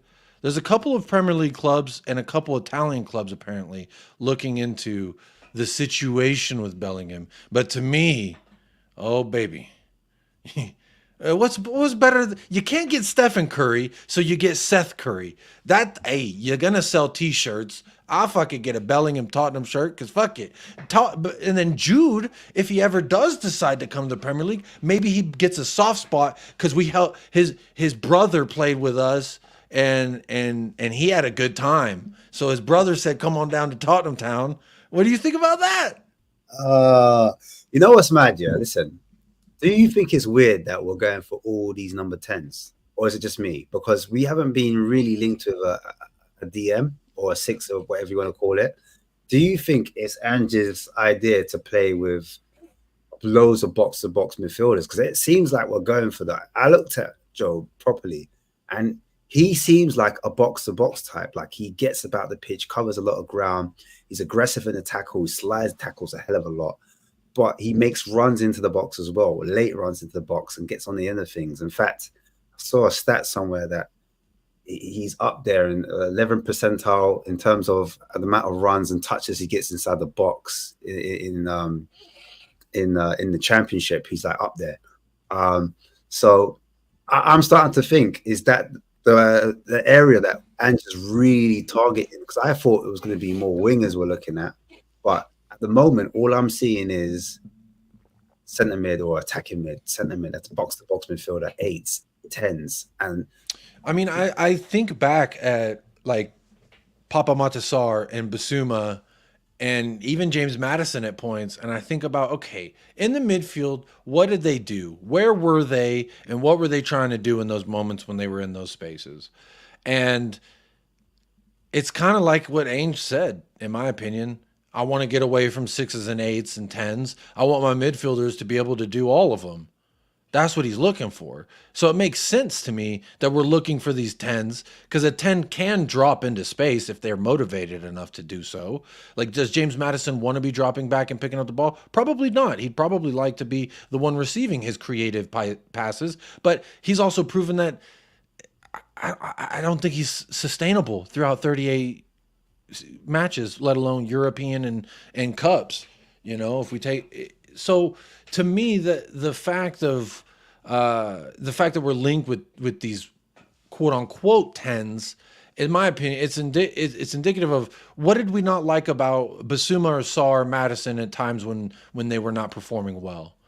With me and Sarr, it was ball retention and shot effectiveness. Sometimes he just fucking kicked it because he scored against United and he wanted to do the Marcus Rashford. And I get it. I mean, I understand. You score that banger in the second match of the season, you start thinking I'm fucking Heung-min Son. So that's to me, if Star could shoot better and dribble better with the ball and make better attacking passes. That sounds like you need a 10. And then I look at Bissouma and I say, what did he do so well? Is that box-to-box 8? It was picking up the ball, turning with it, driving up the pitch, and then playing it off again. So to me, 5, extremely high-level decision-making. That's what 10s are programmed to do. Lionel Messi, I know he played right, 10, striker, he played all over the place because that's what a great player can do, but he's a master at finding that space. I brought up Messi because it just, when I think about a player who is here and he's already looked over here, so he knows where the space is going to be. And when you look at a player in the central mid of the park, typically 10s are more programmed to know where that space is. So that's what leads me to believe that's why we're linked to all these 10s rather than those 6s.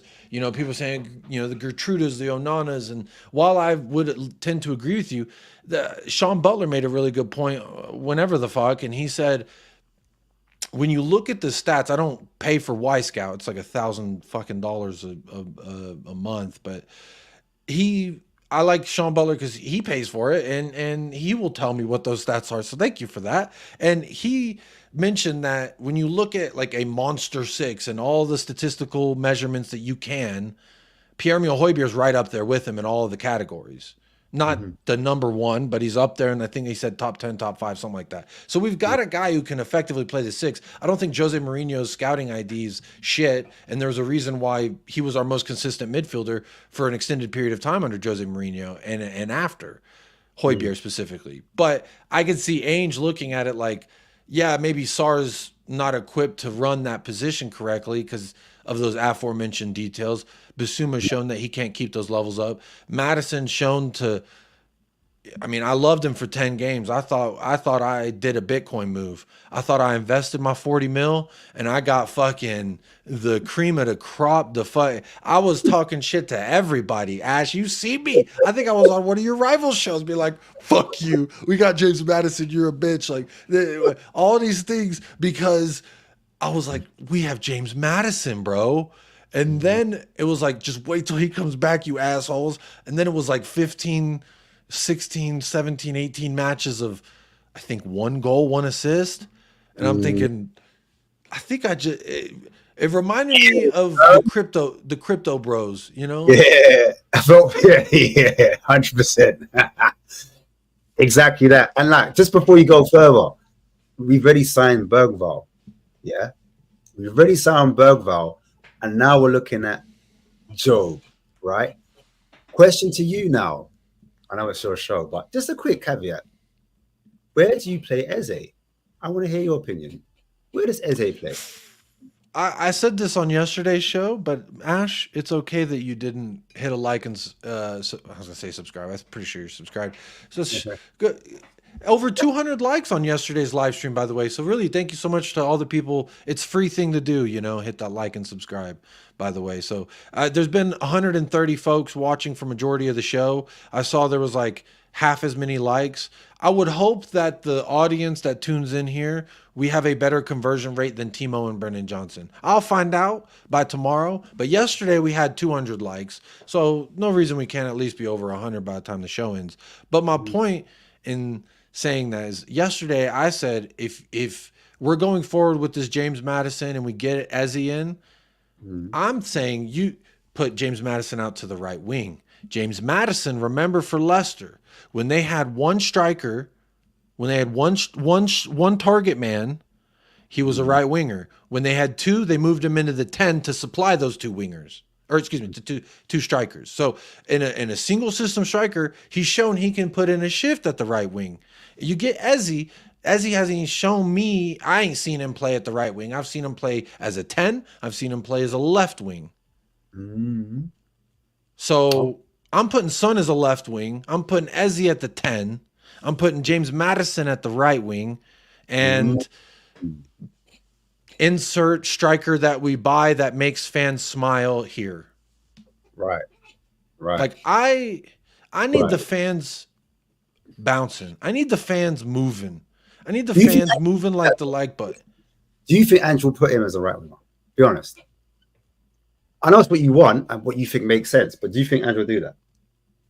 Question. I think he'd be a better. I think my bold prediction: James Maddison will be a better right winger than any right winger on the fucking roster right now, or anyone we could shove into that position. I think the traits that James Maddison has, I think he's fast. Like Kulu, I put him at right wing over Brennan Johnson just because of the fact that like you can pass it to Kulu and he will stand there with the ball and either make a pass to somebody. He's not going to fall over when the fucking wind blows. And that pisses me off. Like I know I've got a, good center of gravity being a thick man myself, but like when you're a professional athlete, you have some fucking, a tree don't just blow over when the fucking wind blows.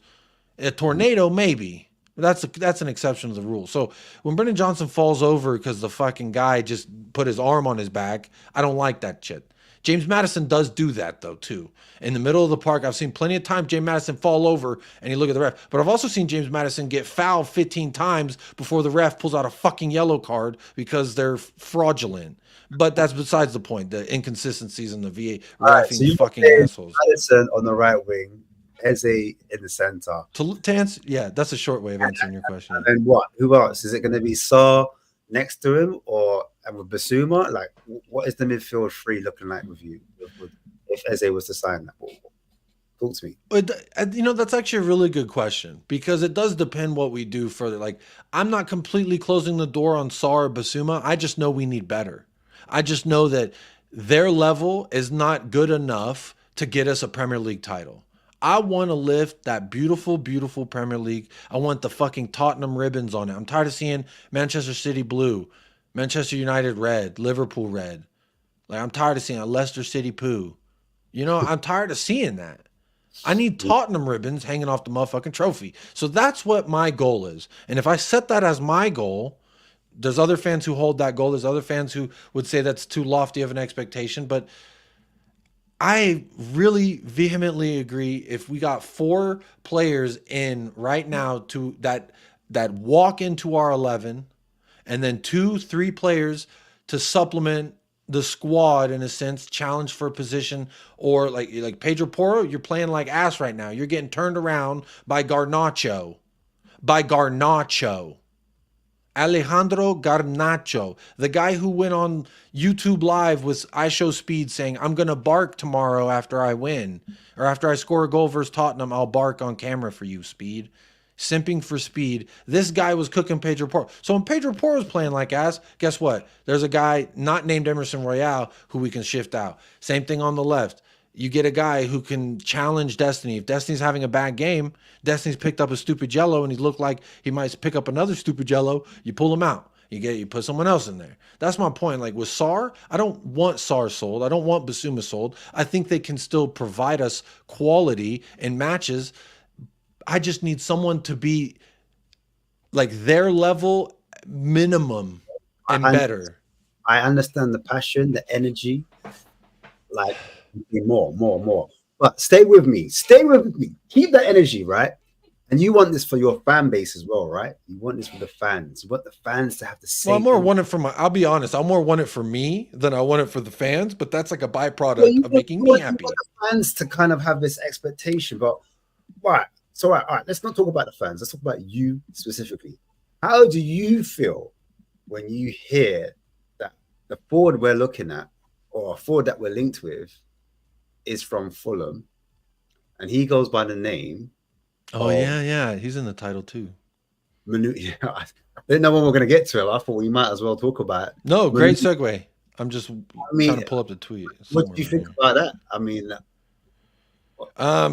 look, this is a guy when we played Fulham, I remember my watch long saying, who the fuck is Frankie Muniz older brother out here? This is Frankie Muniz little brother. Frankie Muniz is from a show called Malcolm in the Middle, for those of y'all that don't know. But this Muniz guy, I'm like, who the fuck is this guy? But Rodrigo Muniz, sign or avoid. I see that and I say, okay. And then I see another tweet. Fulham striker, Rodrigo Muniz, Frankie Muniz, little brother, is represented by the same company that represents Eze, that represents all these players we have that apparently is supposed to make it so simple for us to get these players in the door, like James Madison, Papa Sarr, Papa Poro, Heung-min Son, Alfie Devine, Dane Scarlett, Jamie Donnelly, Yago Santiago, as well as former Spurs players Dele Alli and Kyle Walker-Peters. So he's represented by these same people that's to me, byproduct of who cares. A lot of people get represented by a lot of agencies. It doesn't mean that they're necessarily this or that. Now, what makes this more interesting to me is, remember, this one here says that Tottenham and Chelsea, and I tuned in to shout out Carefree Lewis. I don't know any of y'all watch his channel. They were talking about, because they got linked with him. And I thought this was interesting because they loaned a striker to Fulham, Armando Broja. And now they're linked with a Fulham striker. It seems weird, like, if he was so ass, why would Chelsea be willing to let Broja go? When I remember Spurs fans hyping up Broja when he had that loan spell, wherever the fuck it was, he did all good, and then he went to Chelsea and he flopped. He went back to Chelsea, excuse me, because he was on loan somewhere. So, to me, I didn't know who the hell he was till he bagged damn near a hat trick on us. And I think it was one person kept him out. That I think it was Oliver Skip or Højbjerg saved us from a Muniz hat trick. But we were one of the games that helped him win Player of the Month. Fulham fans, from what I've heard, for the most part, they feel as though this guy's been ass. In the last part of last season, he turned it on. But since they've had him, he wasn't good. Now, to me, it doesn't do anything for me. Do I think he's better than Richarlison? I don't know. I've seen Richarlison have a good game. Everton was a good game. He had a brace. I've seen a good guy. I don't think Richarlison's ever won Player of the Month, but, I don't know. Again, this is a player, I can't say I've tuned into every single Fulham match because they didn't start Adama Traore every time that they had the chance to. But when they did, and when I could watch, I was definitely locked in. But I wasn't watching Frankie Muniz. I was watching Adama Traore. You know what else I was watching Adama Traore do, by the way, Ash? Hit the game-winning assist versus United, and then the following week get the game-winning goal. But that's neither here nor there. We ain't going to talk about Adama like that now, ain't we? But anyway. Yeah. So I haven't looked too much into Frankie Muniz. What are your thoughts on him? You know what? I looked at him before we played him, and I looked at him after we played him because he had a great performance against us. And I'll be real, when that name first came up, I was so reactionary. I was like, why Tottenham though? Why? I didn't care. Chelsea were looking at him as well. I don't care about that. I felt so underwhelmed after Werner. I thought, imagine we loan signing Werner, and then I wasn't sure about Eze. I don't know. Eze's not done, innit? And then we end up buying this brother here. And I'm like, imagine this is the Kane replacement. I was looking at it all wrong. I admit. That was me being reactionary. That was me doing wah. You know what I'm saying? But I remember. Yeah, I was crying, bro. I was. I'm not gonna lie to you. My words were at the prime.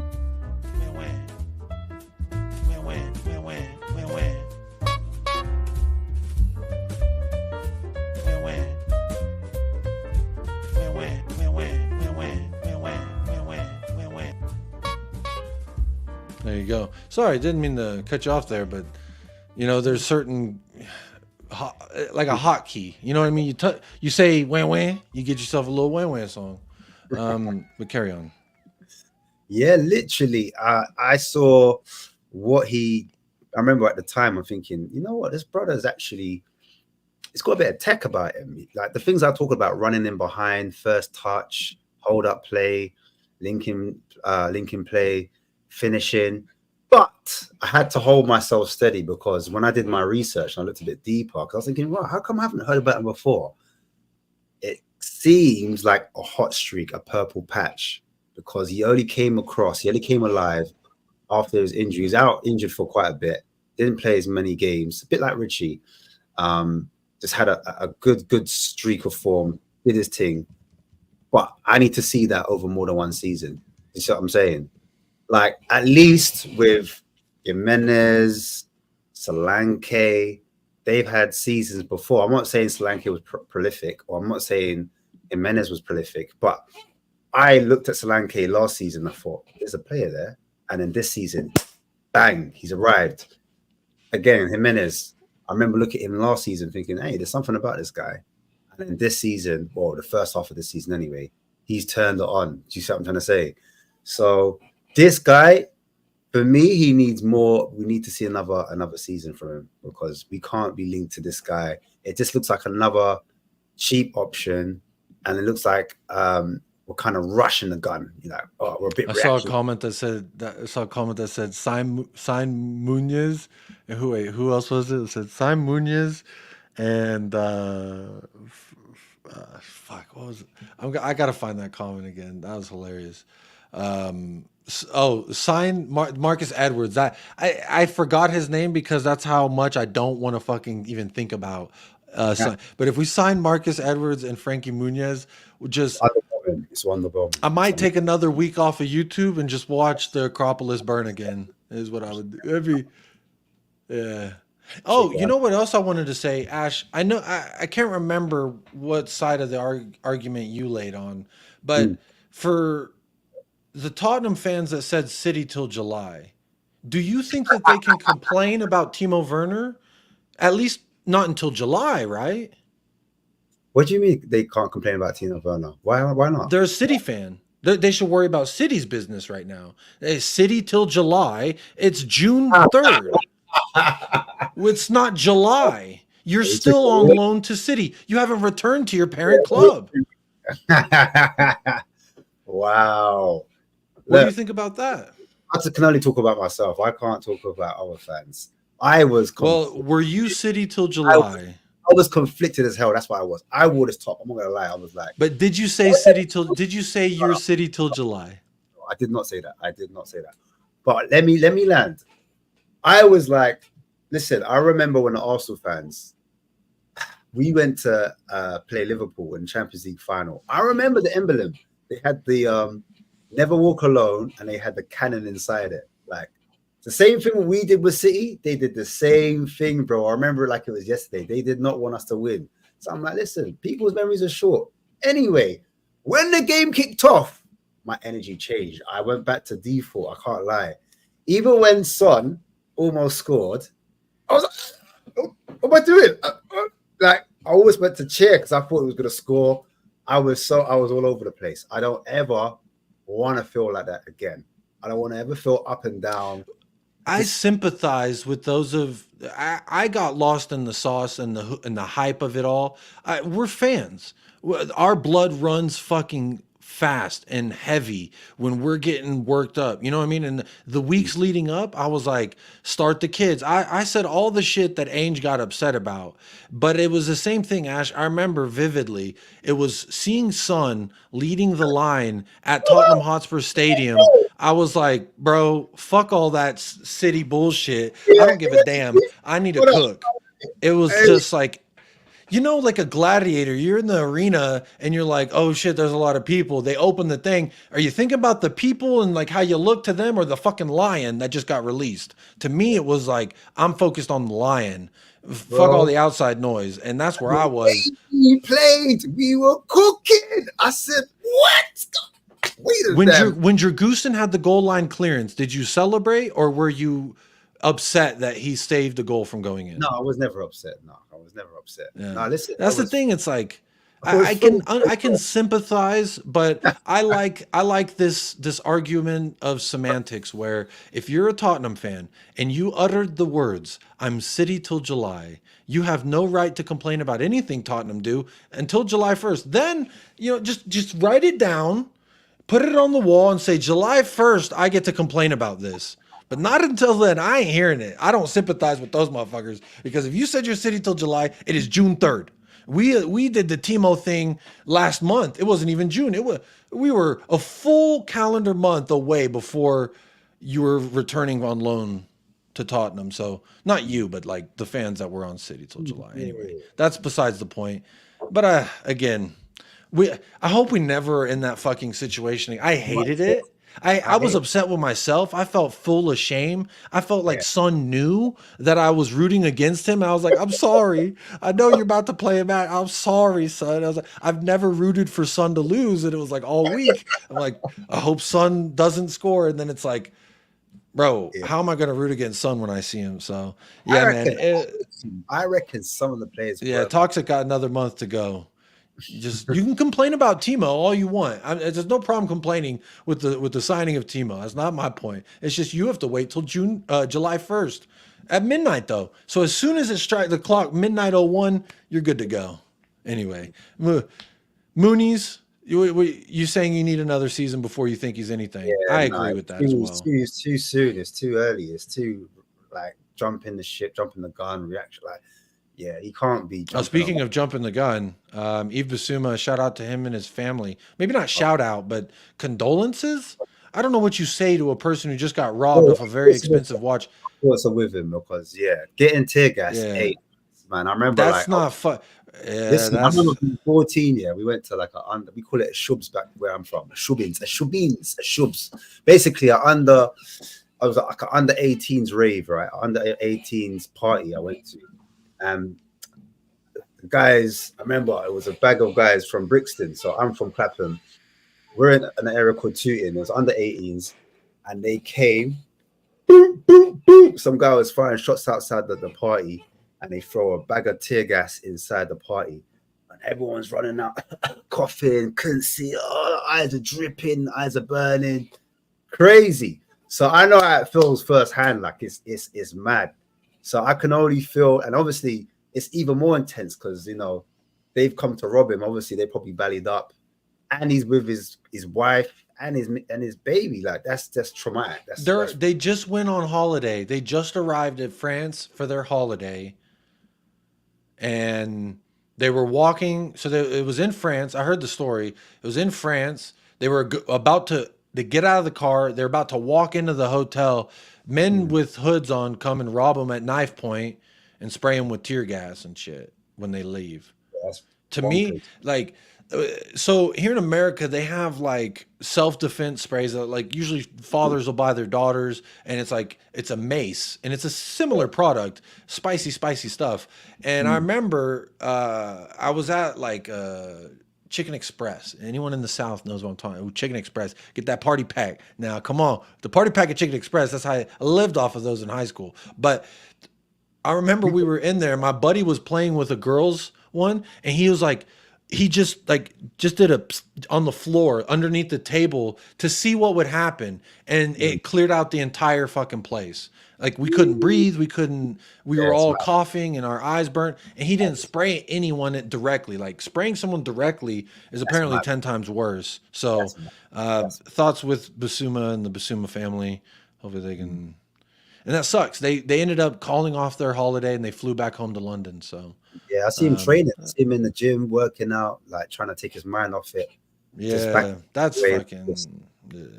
He just, but you know what? Like, there's always a little rainbow at the end of it, because sometimes like things happen for a reason, and I'm hoping now he just kind of like realizes what's important to him, Tottenham, and he just kind of focuses on like his future and what he needs to do, and just keeping his family safe. And yeah, you don't need that, man. You don't need that.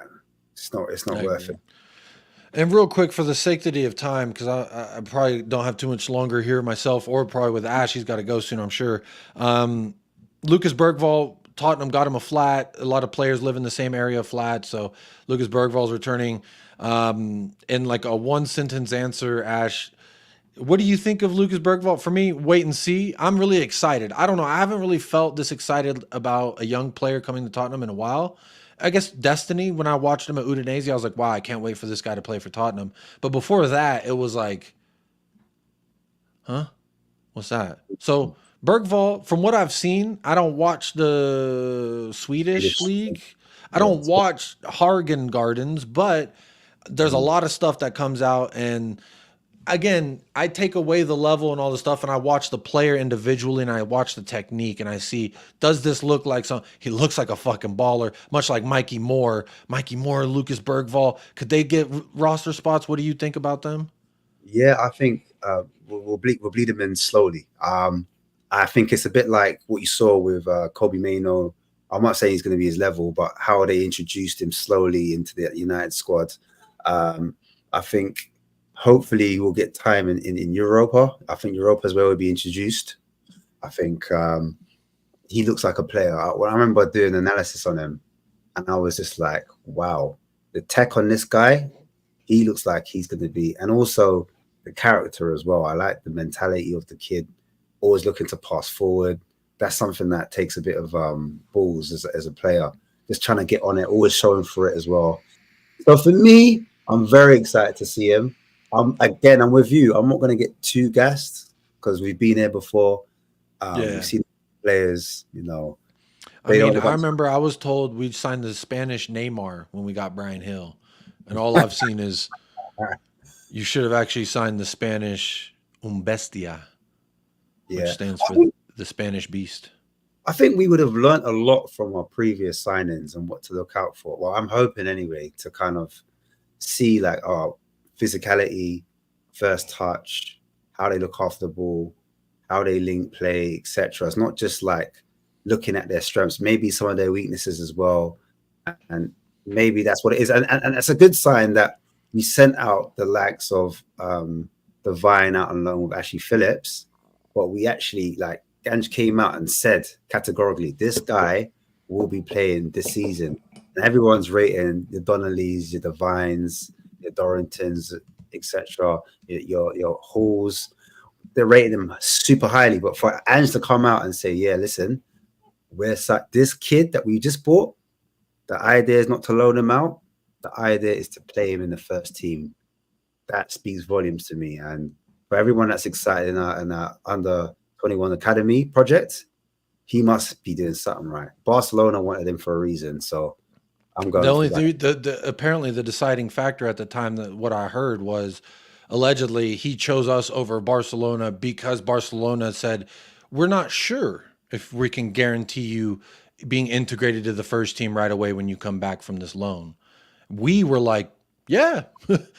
To me, I've already had a dream, and I know what number he's wearing, and it's 18 when Giovanni leaves. Giovanni's going to leave in the summer. I feel that in my gut.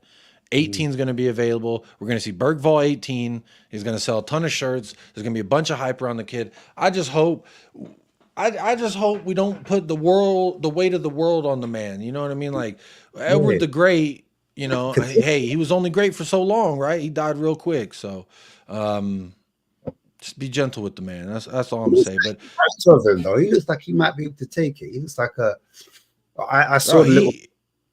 He looks like a baller, bro. I don't mean to get hyped off of like mixtape albums, but hey, that mixtape was bumping. I'm just gonna say it that way. I don't know if you've seen it. It just reminds me of like a 300 scene or a Spartacus scene, whatever you want to call it.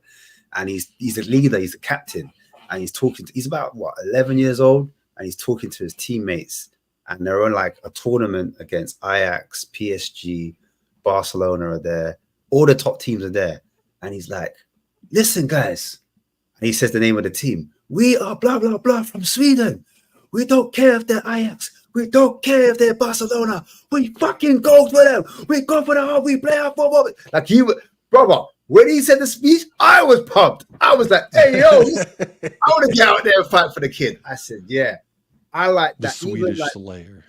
Even before he's kicked the ball, I said, look, I'm buying into the guy's balls, his mentality, what he's like.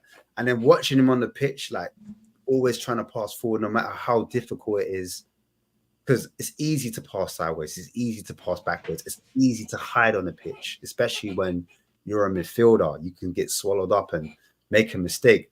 He looks like he plays with his head up, looks with his eyes, looks around the pitch, and he finds the right type of pass. And that's the type of player I want. Yeah, looks like a bright young kid. And I follow a lot of those like European scouting Twitter, and there's a million of them out there, but like the bigger ones, they talk about all type of players you probably never heard of. But Bergvall, Mikey Moore are two names that I've heard them speak about in the last 12 months at different stages for different varying reasons. So I'm excited. I hope it's not like, we just throw them into the fucking deep end and say swim. This was the quote from Kulusevski. Is there something you wanted to say else about that? No.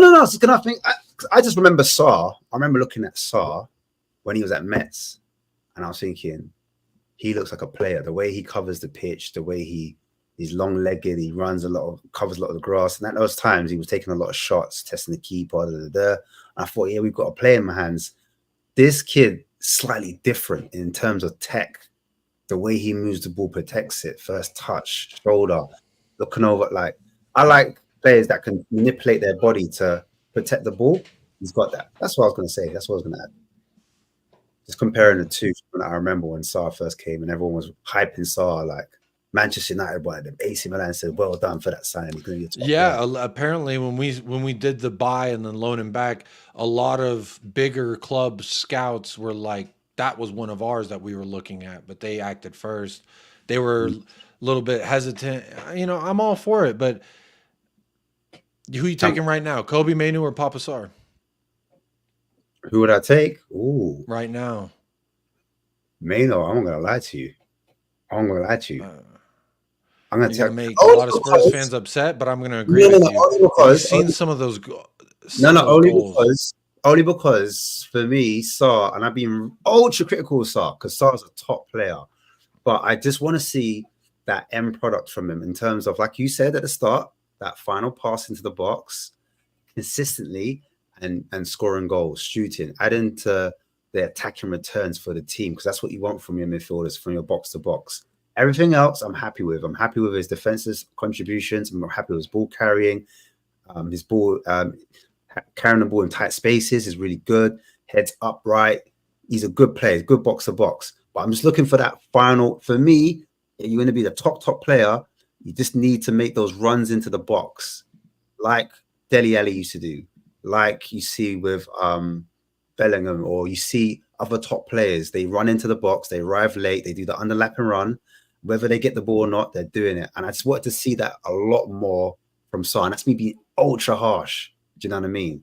I did like that he was switching the play. He started to do long balls. I like that he wasn't always accurate with it, but the fact that he was attempting it, I did like that. I thought, yeah, Sarr's adding things to his games, adding strings to his bow. He's improving. He's getting more game times, getting more confidence. And I think this is a good thing Justin brought up too to consider with Sarr, that I often forget, because when you see him, you don't think that he's hampered with a back injury. Nonetheless, as a person who suffers from back pain, that's fucked. To be his age, to have back problems, that's not a good thing. It's not a good sign. But also, the hope, if he can, kick on next season, I need to see a better version, or else I think that that's a liability. Because again, you look at our starting 11, and it's like, what do we need to fix? Clearly, the midfield and the final third. So we need two attackers and two midfielders minimum, in my opinion. And maybe that's me being spoiled a little bit, but because I just saw in Bissouma and Madison, they all disappointed me for stretches of periods. To be fair to Sarr, and I'll say this real quick, he's young. So him playing that many amount of games, I don't know if we were expected to make him play that amount of minutes, because I think maybe the expectation was Bentancur was going to come in and Sarr would rest. But he's played a lot of games, and that's why maybe his body, I'm not saying his body wasn't ready for it or it broke down, because he's an athlete, he's fit, he's young as well, he's got the recovery on his side. But again, when your body's not used to doing that many minutes, to playing that many games, the fatigue started to settle in, and there was some inconsistencies in his game and his performance because of it. I don't like to make excuses for players, but I'm just saying, as he gets a couple more seasons under his belt, things like that will come out of his game, in my opinion. So I'll give him the benefit of the doubt for those dips. Do you know what I mean? Which I wouldn't give to a Bissouma who's a bit older, a bit more experienced. Do you know what I mean? Yeah, I think that's a fair little balance there. But the bigger news, Look, I started this first from the Anfield Watch, if you can see this. It's an article, and the title says Spurs set to pipe Liverpool to the signing of Feyenoord striker Santiago Giménez. And the Anfield Watch caption that said Arne Slot really was a big fan, which that's natural. We all thought that. And there's Liverpool fans that all said, hands off Gimenez, he's mine. And I've had this starred here with all my beautiful sponsorship. It's starred alongside. Here it is. Jessica says, my friend who supports Feyenoord says, Himmy, which I kind of like that. Santiago Himmy, because he's Himmy, but he's also Gimenez. Santiago. I also like Santi. There's a lot of fun we can have with the name. Says Himmy is very like Kane in the younger days. And there, since every time I ever share something, let me actually do this real quick. Just put up with Bellingham's face there. We're signing, bro, give me Bellingham. My end result, I'm signing Bellingham. There's just a video and it's a tweet and it's 3.5 minutes. And the song is from A Tribe Called Quest. So a really great compilation to listen to. I'm going to put it in the chat right now. The link to this tweet, and it is a Santiago Giménez highlight reel. Now, I know what you're thinking for those people who are reluctant to trust, a 3-minute compilation of a player's skills. I feel like this video specifically, I'm not going to show it on stream because last time I showed anything resembling a fucking football pitch, they copyrighted me.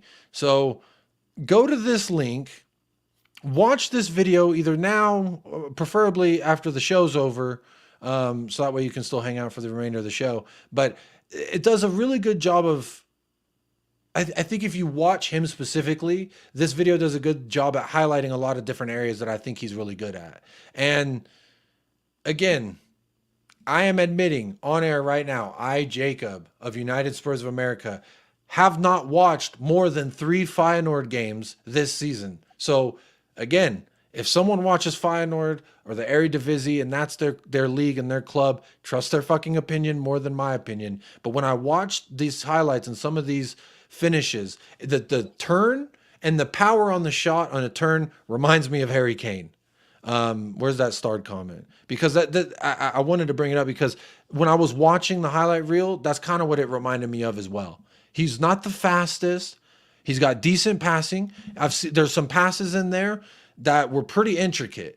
Similar passes to the line-breaking passes we've seen Maddison make. So he can pass the ball decently from, again, it's not showing all the times he fucked up. So this video doesn't account for all the times he had a bad pass. But the successful passes, the successful shots, and the creation and the link-up play that I see in this video, it does similarly kind of remind me of Kane. The way he can receive the ball with his back to goal, and on that turn, bang, with a lot of... when I've seen Richarlison try that, it's a fart shot. That, you know what I'm talking about? That, it's that. I need that turn rocket. You know, that's what Kane got me used to. So Gimenez got some of that. I saw him hit a volley. He scores with his head. He scores with his chest. He dives with his head to score goals. He scores in all types of ways, which is what you want in a striker. Not a guy who's like, I just need it on this foot or that foot. I see him score with the left and the right. I've seen him score with his head. I've seen him with intricate passes. I've seen him with great hold-up play. And it's all in that 3.5 minute compilation that I just put in the chat. So please go check it out at some point. And then, if you're like me and you're like, well, I don't really watch Eredivisie. I don't really watch. And I've seen him play with Mexico. I saw someone saying Mexico. I've seen him play for Mexico. Whenever he got subbed onto the pitch, he didn't come in and get the game-winning goal or anything versus United States because we beat them in that final most recently. So for me, Santiago Giménez. I also, in the realm of bookmarks and such, I found an old tweet here. Let me take this comment down. Hang on. I saw this old tweet here. Here it is. From October 28th, 2023. So October last year. Because when you listen to the Spurs sphere and they all say, oh, well, what I've heard of Gimenez is he had a great first half of the season, kind of fell off and kind of scored some goals at the end. Okay, sounds like the ebb and flows of a season. But when he was hitting his highest, And admittedly, for everyone, I think in a universal sense, who didn't keep up with Feyenoord, when you look at it from the outside and you say, this is when he was at his best. From this tweet on October 28th is around that time. Says, this is from October 28th, this tweet I'm about to read. Feyenoord will demand a fee of around 100 million for the Mexico striker Santiago Giménez, who's been linked with Real Madrid, Tottenham, Arsenal, and Chelsea. Now, if he's linked with those clubs, and us included, but take us out of that, those top clubs, you would say, wow, okay, he's got to be doing something fucking right. And it was clearly he was doing it right in the beginning of the season, but they were saying upwards of 100 million.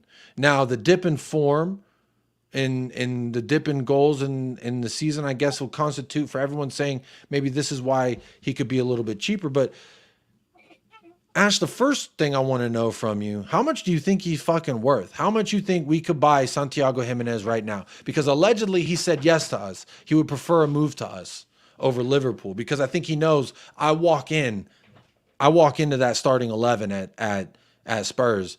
If I go to Liverpool, I'm probably Darwin Núñez back up for the beginning of the season. How much do I think he's worth? I thought he was worth, I thought it would be up to between 60, 65 mil, maybe 70. And you've got a player that's got 29 GNA. I hate saying you think 65, 70? I thought he was going to be worth that, but it sounds like it's going to be more towards the 40 million mark. But that's what I thought we would have to pay to get him out from Feyenoord. But yeah, just talking on what you were saying in terms of being similar to Kane, I agree, because he's a man, when he's in the box, that's when he comes alive. I think he's someone that can create and fashion his own chances, if that makes sense. So he doesn't need that much space to get his shot off.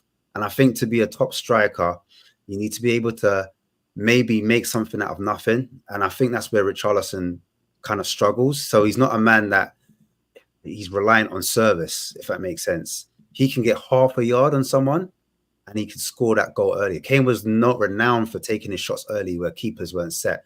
There's a couple clips in floating around where he takes his shots early and it looks like the keeper should save it. But because he's taking it early and he's used to getting half chances and he's snuffing them out, he looks like not just a poacher, but someone that's got the ability to kind of beat his man, use his body, shape it, and then find an angle, whether it's on his weaker foot or on his stronger foot, and score. There's different types of finishes, and as you said, he's got that finesse one, the dink one. He's got one where it's an acute angle. He's got the tap-ins, so he's got good timing. He knows when to run into that space. He's got good movement as well. Bullies players, so he's able to bully the fullback. He runs in between the fullback and centre-back. If you look at like his goals where he scores in the net, if you guys go on SofaScore, you'll see the variety where he scored. I looked at actually the goals that he didn't score. I was more interested in those ones because, you know, everyone criticizes, oh, look, you're just going to look at the ones that he looks good on. So I made sure I looked at the chances he missed as well. And the chances he missed, I like that he got in spaces where he made himself, where he wasn't necessarily one-on-one. He had a lot of work to do, but he still managed to find and get his shot off. And he forced the keeper to make the save, or he bullied the defender and then got his shot off. And his physicality, I think, is one of his strengths. But his ability, don't get it twisted. When it comes to dribbling, I know you were like saying maybe his dribbling is not all that. But listen, he's not bad. The dribbling highlight, again, this is me referencing solely the 3.5-minute compilation on that Twitter that was posted. The things that I saw and watching specifically just the player, he can dribble the ball. There was at one point he picks up the ball and he does carry it and then lay it off for someone, and it was a great weighted pass. It was more, that wasn't the thing that stood out. He wasn't like, wow, this pace. You know, like when I watched Philogene. I like Philogene, by the way. I know if we signed Philogene, everyone would be fucking pissed. But I like this kid, man. There's something special about that kid. When you watch him, when you watch Philogene, Jonathan Rowe, 2 championship players, Somerville. When you watch them, there's that pace. When they carry the ball, there's a pace to it. Fucking Lookman in the final, and then also same thing with Adeyemi in the Champions League final. There's that pace and it stands out. I'm saying that's something you're not gonna. Don't expect that if you get a Santiago Giménez. Why he's allowed, why he gets away from players is acceleration. He's got a burst of pace, if that makes sense. He can get away from a player, and he uses his body to shape it. So what he might do is he will slow it down, change his shoulder, drop a shoulder, and then go, and then beat you that way. He's not like a man that runs with the ball and then like, oh, you can't stop him because he's like a train. No, he's that kind of player that gets the ball, manipulates it, uses his physicality, slows it down and speeds it up. A bit like a Kulu. You know how Kulu beats players? He doesn't do it with, mad pace, but he's got a burst of acceleration where he's able to kind of beat a player and put it on the outside of his body where the player can't get to it because he's it's more like a physical presence on the ball than like a burst of pace. It's that ability. I would say the ballerina feet with a strong physical body. You know what I'm saying? Like, you can have the fancy feet and stuff, but Kulu has a physical presence where he can turn with the ball, and that's how I think what helps make him successful when he's battling on that byline and there's a defender on him and they're kind of going. And when he wins those throw-ins for us, is typically for me because he out muscled them. Which, speaking of out muscle, big up my good lifelong friend Medarius, Real Madrid fan, says, Hala Madrid. I'm sure he's happy. I was telling him today, lucky you fell in love with Real Madrid. I couldn't fake it. Like, if I tried to switch up now, I'd be like, yeah, Real Madrid, we did it, y'all. So, but big up Mud. Congratulations. You get Mbappe, you get Champions Leagues. What don't you get, you fucking guy? But big up. Much love to you. You deserve the world, so I'm happy for you. But like, look, in October, they were saying 100 mil. You're saying 55, 60. I've been looking at the chat. I see you beautiful bastards in the chat. Especially those of you who've been hanging out for over 2 hours. The show's over 2 hours, so we will be ending off shortly. But this is the money deals that I wanted to talk about, which was Santiago. But for some reason, I'm just such a shitty host that I've talked about all types of things today. Mexican food being one of the things. That fact that the striker from Sporting reminds me of Greek Itos, lamb Itos specifically. But I've seen, for 40 mil you could get Dobvik, which is the not Real Madrid, the La Liga goal scoring. Granola or Granada. Either way, he's playing against pizza toppings, so congratulations to him. And no, there's not an official confirmation of Gimenez to Spurs, but the reports are saying that Gimenez has said yes. So there's also, just to reiterate, this is a Liverpool site that's saying Tottenham Hotspur are in the leading race for Gimenez right now over Liverpool, which would be crazy. But also, fuck you, Arne Slot. Hold that, you fraud. All right, you want to use me for a paycheck? We take your Mexican striker. Now, I've also seen there was some other comments I wanted to point out real quick before I go into that. Like Foxy says, I've watched Gimenez since his time at Cruz Azul, which is one of the powerhouses in Liga MX. Says he's improved a lot, but still needs to work on his game off the ball. There's other people that have said, they followed him for years. They don't think he's Prem ready. Feyenoord fans say maybe he's not Prem ready. To me, I would lend to believe those people over myself, who hasn't watched him since Cruz Azul, who hasn't watched Feyenoord all season. I watched a couple, and that's generous. I don't like full 90. I don't think I watched a full 90. Maybe when they played PSV by accident, but I wasn't watching the PSV versus Feyenoord because of Santiago Giménez. I was watching PSV versus Feyenoord because I keep up with PSV and they also have Ricardo Pepi. But Ricardo Pepi's not as good as Santiago Giménez from what I've seen. He hasn't done some of those things. But look, again, that's why I like having you on. I like seeing what the chat says as well, because I humbly admit that there's a bunch of people that know more than me. But I see, the first thing I saw was a Mexican flag. And I said, all right, hey, viva la Mexico way. Orale. Hey, I could get fucking Spurs Mexico going. You know what I mean? Like, we can get this going. And It'd be a lot of fun. The culture, I would love to see the Mexican culture bleed into the club that I love. It's fun seeing some of the Greek culture bleed in because of Ainge. I know Australians feel that. Some of my lights just went out because my phone just unplugged them. But anyway, I want to come to this article real quick. This is a Liverpool site, so like think Spurs Express, Alistair Gold, Football London type shit, writing for Spurs. It says, what a bitter blow just days into Arne Slot's reign as Liverpool manager. It would appear that Tottenham are poised to secure the signature of striker Santiago Giménez. The 23-year-old Mexican forward who flourished under Slot's guidance at Rotterdam was reportedly considering a move to North London amid the potential exit of Richarlison. So despite the interest from the Reds and Italian giants AC Milan. So AC Milan are trying to snatch him up. You know, Giroud is out here in America playing in MLS. He having a good time. And then Liverpool, which they're still trying to figure out what they're going to do. If Salah stays, you know, they're looking at Somerville. They're looking at Kudus and Bowen and all types of different people. Says here that according to Team Talk, any transfer fee would need to be higher than the Dutch league's record transfer, Antony's move. So they want to see this move be more than Antony's move, which for me, they're saying, which Antony's move was 81.3 million pounds. So 81.3 million pounds. So you're looking at 82 minimum if this is to be believed. If that is true, I'm humbly walking away. Yeah. 80 some million. I don't think Levy does it. No. 80 some million. I'd do that for Aussie, man. That's a gamble I'm willing to take. Well, I mean, I've seen more of Aussie, man, admittedly. So what about Kvaratskhelia? I'll do that as well. Yeah. There's very few players that can command that fee. What about the sporting striker? Would you do it for him? Guy Corres? Guido Kid? Gyro Kid? Again, I would put him in the same category of like the level of Santiago Giménez.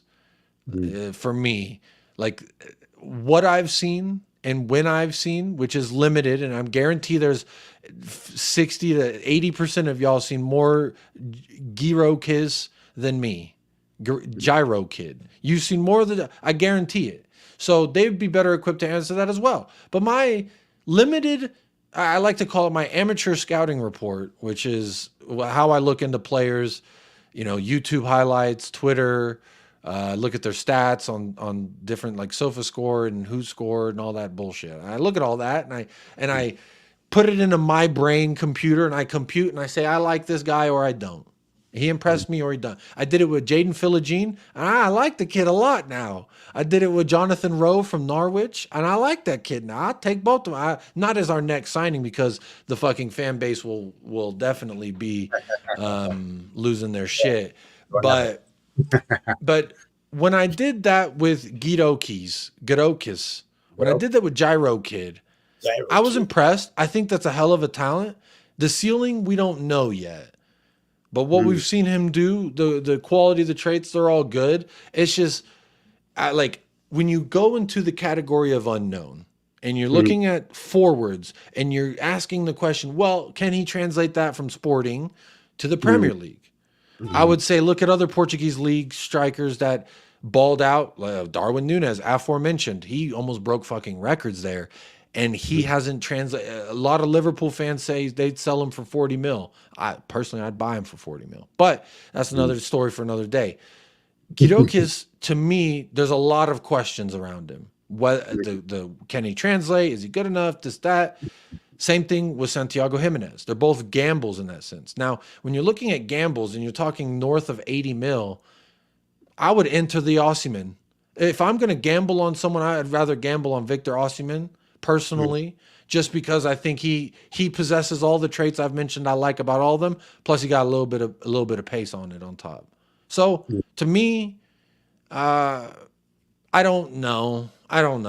I'm not going to say I know that Gidokis is better than something, but I would, if we're going to spend 80 million, which I've heard Gidokis is going to be around fucking 100 mil, 80, the same area of money. If we're spending the same area of money on a gamble, I'm choosing Osimhen over Gidokis or Santiago Giménez. But if we're talking 40, 50, 60, I'm perfectly fine if you want to enter him into the conversation. I would probably lend with Santiago Giménez more, just because. Yeah, Chris. But again, like I said, I've probably seen double the amount of Sporting games that I've seen of Feyenoord games. And I've actually watched Sporting to watch Sporting because I was trying to watch their 6 because I heard their 6 was the hot shot. I heard their center back's the hot shot. So let me see the 6. Let me see the hot shots. So I was watching for that, and maybe it was just the game, but he didn't stand off of the page to me. There's times when I watch, like when I was scouting Moussa Diaby all last year, and then they played Wolfsburg, and I was like, "Oh, who's that guy? Mickey Van de Ven, center back. He's standing out." Like, and a player stands out, then I'm like, "Oh yeah, who's this guy?" When I'm not looking for you and you stand out, that's when I'm really impressed. Van de Ven did that to me. That's why I remember for Antonio Conte, I said, "Perfect left-sided center back. He'll cost you fucking 10 mil. Go get Mickey Van de Ven." And now look at us. And now everyone will say, "Oh, Jacob, you're talking shit." There's plenty of people in my chat who was here now, who were there then, who heard me say it when we had Antonio Conte. So I not saying that doesn't mean it could have just been the game. If I watched one of Mickey Van de Ven's shitty games when he played Bayer Leverkusen, when I was watching, because I just picked a team. I was like, I'm going to watch them this season. And of course, it was the season before they go and win their first trophy in their fucking history, of course. But I like that Boniface as well. I'd throw his name into the hat if we're talking 50-60. Openda, yeah. Is that the dude that's 6'5"? They're all saying he's who's that guy? They're saying he's the next Zlatan. I love me some Zlatan. I ain't seen a player like him since him, but if they're comparing him, I'm at least interested to look into him. Do you remember? Is it Openda or is it that guy that Arsenal are linked with? Sesko. Which one of them is 6'5"? I thought they were comparing Bergvall to the next Zlatan. I'm joking. Hey, I take it though. Hey, Zlatan. I kept up with Zlatan everywhere he went, man. That's one of those guys you see. Guirassy was we were linked with him as well. Guirassy of Stuttgart, and he had like a real hot streak as well this season. He scored a lot of goals. It was him, Boniface, and Openda. Those are the 3 standout players from the Bundesliga after Kane that were on joints. But going back to the Gimenez chat real quick. Yeah. I saw him, well, not me, I didn't personally see him, but I saw him on TV inside a Tottenham Hotspur stadium. So when I saw him in the stadium and he was watching our game, I think it was against Arsenal and we got slapped 3, whatever it was. Anyway, I saw him in the stadium. I said, yeah, to me, that looks like it's closer than most people think, because that's what we normally do. I remember we invited Mickey. Mickey came down. That was more or less standard at the time when he came in the stadium. Yeah. But when I see a player in our stadium, I'm like, boy, I don't know if he's coming to look at Arsenal. I reckon he's looking at us. I think we can get it because we've been linked with him way before January. Like last season, we were looking at him as well. So I was like, him, and then the fullback as well, who plays right back for Feyenoord. He's their captain. He goes by the name of is it Guirassy? Guirassy? He's got a 17.5 million club. You're talking about the dude for Stuttgart. They got second. No, not Guirassy. Sorry. His name is Gertria. He plays for Feyenoord. He's their captain. Plays as a right back, taking Emerson Royal's place. Yeah, I saw him there as well. He can play right back. Gertruda. Can play right back. Okay. Defensive mid. He can play centre back as well. I thought he was a 6. When I heard Gertruda, I thought he was. I just thought 6. He played all over for them. He's played all over, but predominantly he's played as a right back this season. But he has played as a 6 and he has played as a centre back. But this season he's played on a right back. He's done those overlapping. He doesn't play like your orthodox overlapping right wing back. He doesn't play like a traditional inverted right back.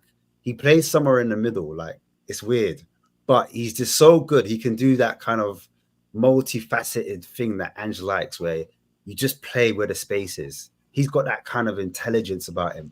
When I saw it, I said, "Oh my days!" He's 24 years old, so he's not old. He's young.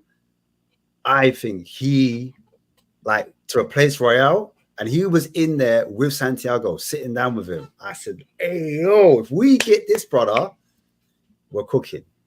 Him on that, like, trust me, he's multifaceted. He can play more than one position. And the tech on him, have a look at him. Have a look at him. Just check him out. Yeah, remember when you guys heard it first. I like this name. This is a name. I'm going to pivot a little bit in the realm of strikers. I've kept up with him since Kane went there because I was like, well, who's their striker right now? And it was that Matthias Tell, and Tadare Tadu brought it up and reminded me. I kind of like that kid. He's got pace. He just seems like not the finished product yet. What is he? He's young, 19. I think Tell could end up being a very good player. You think we could go in for him? I mean, bro, 80 million for a striker, that puts me in a different conversation. I'd be thinking more like Vlahovic and Osimhen. Yeah, but if we're 100%. talking the 30 to 60 million range, let's say, I could would Matthias prefer Tell be involved in that conversation? I prefer Vlahovic because the reason why I've seen him cook at Fiorentina. Everyone's comparing him when he's at Juventus under Allegri, but in Allegri, the system very defensive. Fiorentina was similar to what we're playing, 4-3-3, on-footed. You know what I mean? And that's when he banged those goals, bro. And I'm like, if I want a player that's gonna do what I need, like false runs, you know, be a sacrificial lamb in terms of running up and down the pitch, just taking players, stretching the back line to create space for midfielders to score. I think he does that. And then on top of it, his hold-up play, his link play, he's got all of that, and his finishing on top, running in behind, he can finish. Like, his dribbling as well, really underrated. And here she is. There is the beauty. Baby girl. That's the you know, when you're at the club and they turn the lights on. That's what that is. Nice. Thanks for having me. It's been lovely. No, yeah. Well, you know, we are coming up on 2.5 hours, and I do want to try and keep it. I always tell my wife 90 minutes is my target, and I always go about an hour over that. So, hi, sweet angel. And she's very distracting. So, final thoughts here I want to get from you, Ash. Who the hell are we going to go for? We signed Santiago Giménez. Are you happy or are you mad? No, I'm happy because although it's the Eberechi, I can't say the name of the league. Although it's the Dutch league and there hasn't been that much great output from there, I tend to look at the player himself, what he can bring. I like to look at them in their bad moments, when they're quiet, when they're not quite on the form. As an actual footballer, the first thing I always look for is tech, like as a base. Can he hold on to the ball? How is his first touch? How does he move in behind? Can he finish his dinner? So as a forward, yeah, I would say, yeah, I'll be happy with him. However, I think he needs time. I'm not one of those guys that's going to jump on him in the first season if he doesn't cook. And I think if the price tag is too high, there'll be too much pressure, and the fan base, we get really like aggy. Do you know what I mean? And he'll be out the door before we know it, and it'll look like egg on our faces. We don't want that. So I'm hoping that it's below like 60 million mark or around that way. So there's not too much pressure on the kid. He's 23 years old as well. So I think he's got time to grow. I think I remember when Kane was like 22, 23, you know what I mean? He had a lot of growing to do. And as the seasons went on, he got better and stronger and more physical, and he improved his finishing. And I'm looking at this kid the same way, you know. Let the kid have time. Let him cook. You know what I'm saying? Let him get the cut. So I'd be interested. I'd be interested. Not for 80 mil though. I ain't interested for 80. I'll tell you that. I ain't interested for not 80 mil. But look, my final thoughts on it are, I like him. My amateur scout, he passes Jacob's amateur scouting report. So whatever that's worth to you, that's how I feel about it. As far as all the other names, I'm so down to sign fucking Bellingham's brother. I am that serious? kind of Fuck yeah. Fuck I yeah. tell you what. Hey, just because there's been a bunch of, like, you know, Michael Jordan had a brother no one knows of. Steph Curry's got Seth Curry, and there's all these brothers that like never live up to their other brother's hype. But then there's also those brothers that outdo their older. Peyton Manning is American football for a second. But he is a Hall of Fame. Everyone said the bee's knees, the gravy, all this and that. His younger brother accomplished just as much in the league as he did, which is 2 Super Bowls. He won the damn prize twice. And this is the younger brother. So, hey, sometimes younger brothers can outdo the older brothers, and sometimes he could either be Seth Curry or he could be Eli Manning. And that's where I'm going to put that. I'm definitely down for the risk. There's a player we were linked with who his wages kind of put us off. It was like 250,000 he was getting paid. And he's in a certain club in the Liga. And I'm pretty sure the comments know who I'm talking about. He was a winger, played on the left-hand side, and he has a brother as well. But the younger brother looks like he's cooking a little bit more. And he goes by the name of Nico Williams. You heard of him? Oh, older brother Inaki Williams? Oh. Is that what we're doing? Hey. That's what I'm saying. That's another great example. I forgot about the Williams brothers. They were both cooking. And you know what? Yes, the younger brother ended up being better, but look, when Inaki Williams was hitting his heights, everyone loved on him. So maybe that's what they're doing with Jude right now. Let this rose blossom so this rose can rise and meet it as well. And if he hits anywhere like Jude, bro, for 20 mil, it's worth it. But anyway, I was trying to say final thoughts. That 20 mil, we spent more on Brian Hill. All right. Apparently, what the fuck is 20 mil to me? Apparently, Eze has a brother. I don't know. Could leave it there, but I don't know. Let's not go there. Elise has a brother who's at the Chelsea Academy, I think. And that's why they're saying he'd choose Chelsea over United, is because his brother's at the Chelsea Academy. I feel sorry for Jude Bell. Maybe we should swoop in and do us a little Jude Bell action. You know, just pick him up. I'd roll the dice on a Bellingham brother before I roll the dice on an Elise brother. Personally, you know, it's just different levels. So I'm for it. Eden Hazard and Thorgan Hazard. Hey. Wasn't as good, but he's still balling. You know what's funny? Thorgan Hazard has played professional football this year. You know what Eden Hazard didn't do? Play professional football this year. Anyway, Marcus Edwards, no thank you. No thank you. But anyway, I'm going to end the show there before my daughter yells at me for using my indoor voice.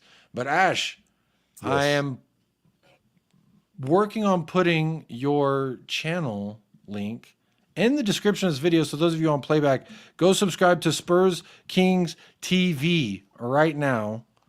Bunch of great guys. There it is. It is in the description right now. If you refresh your page, and I'm sure Ahmad will pop it in the chat. But you can find Ashmatic and the boys there. But any final thoughts? I mean, I know I asked you final thoughts, but like you're signing. Yeah, no, I was just gonna say, like, I am doing a show tomorrow, and I would love to have you on. I'm asking you live there.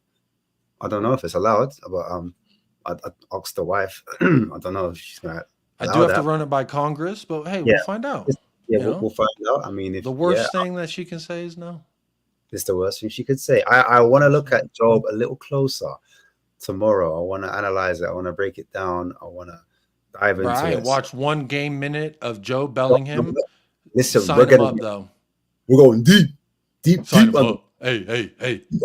Deep. That's what I'm saying. That's what I'm saying. I ain't watched 1 minute, but sign me up. That's how I spend money. That's why I don't run a $1 billion club. But anyway, big up Spurs Kings TV live tomorrow with the Ashmatic analysis. Then you got a Rivals show after that as well. Rival show Wednesday. You're welcome to come to that as well. That's going to be a laugh. But it's going to be talking transfers and having a good laugh about international football. But yes, I'll leave it on that, man. 9 p.m. guys, Tuesday, Wednesday. Do tune in. There's a few other transfers that we haven't spoken about that we are linked with, wingers especially. I will bring them up. So if you want to find out, do tune in, guys. Do give us a subscribe. There it is. Spurs Kings TV. Like, subscribe. And if you haven't liked and subscribed here yet, in these 2.5 hours, you're not going to. But I'm going to go ahead and end the poll right now. 186 votes. Damn near 200 votes, which tells me we could be damn near 200 likes. I guarantee when I refresh, we're not going to be on 200 likes. Let's see. Or not 180 anyway. 118. So there's about 80 people that voted but didn't like, but that's okay. We got over 100 votes, and that means I can feed the family tonight. I'll let them out of the dungeon. But I'm going to end the poll there. 187 votes. So someone just got their late vote in. Thoughts on Santi Giménez? 44% says I don't really know much about him. 32% says I love him. Perfect fit for us.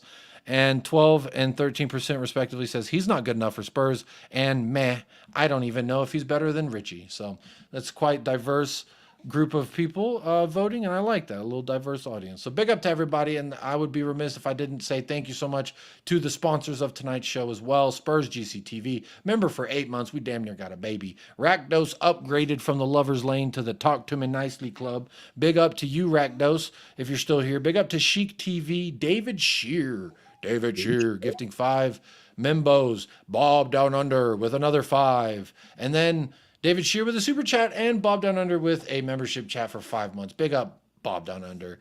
Good to have you here for 5 months. Always gifting, sharing the love. Same thing with David and everybody. I appreciate the love. I appreciate the likes and the comments that y'all leave on when you watch it on playback. It means a lot to me. So big up to you, those of you who do that. And as always, folks, I need you to do a couple favors that are for you. I need you to stay blessed. I need you to stay fresh. What's that? You said up the lads and come on. Oh, she's making a crazy. She's like, what the fuck? And come on, you Spurs. Oh, and I'm redirecting the staffy. Go on over there and say Jacob Raid or say Ten Hag in. Ten Hag in, Jacob Raid. Both of those work. I'll see you next time in this very place. Take care. Come on, you Spurs.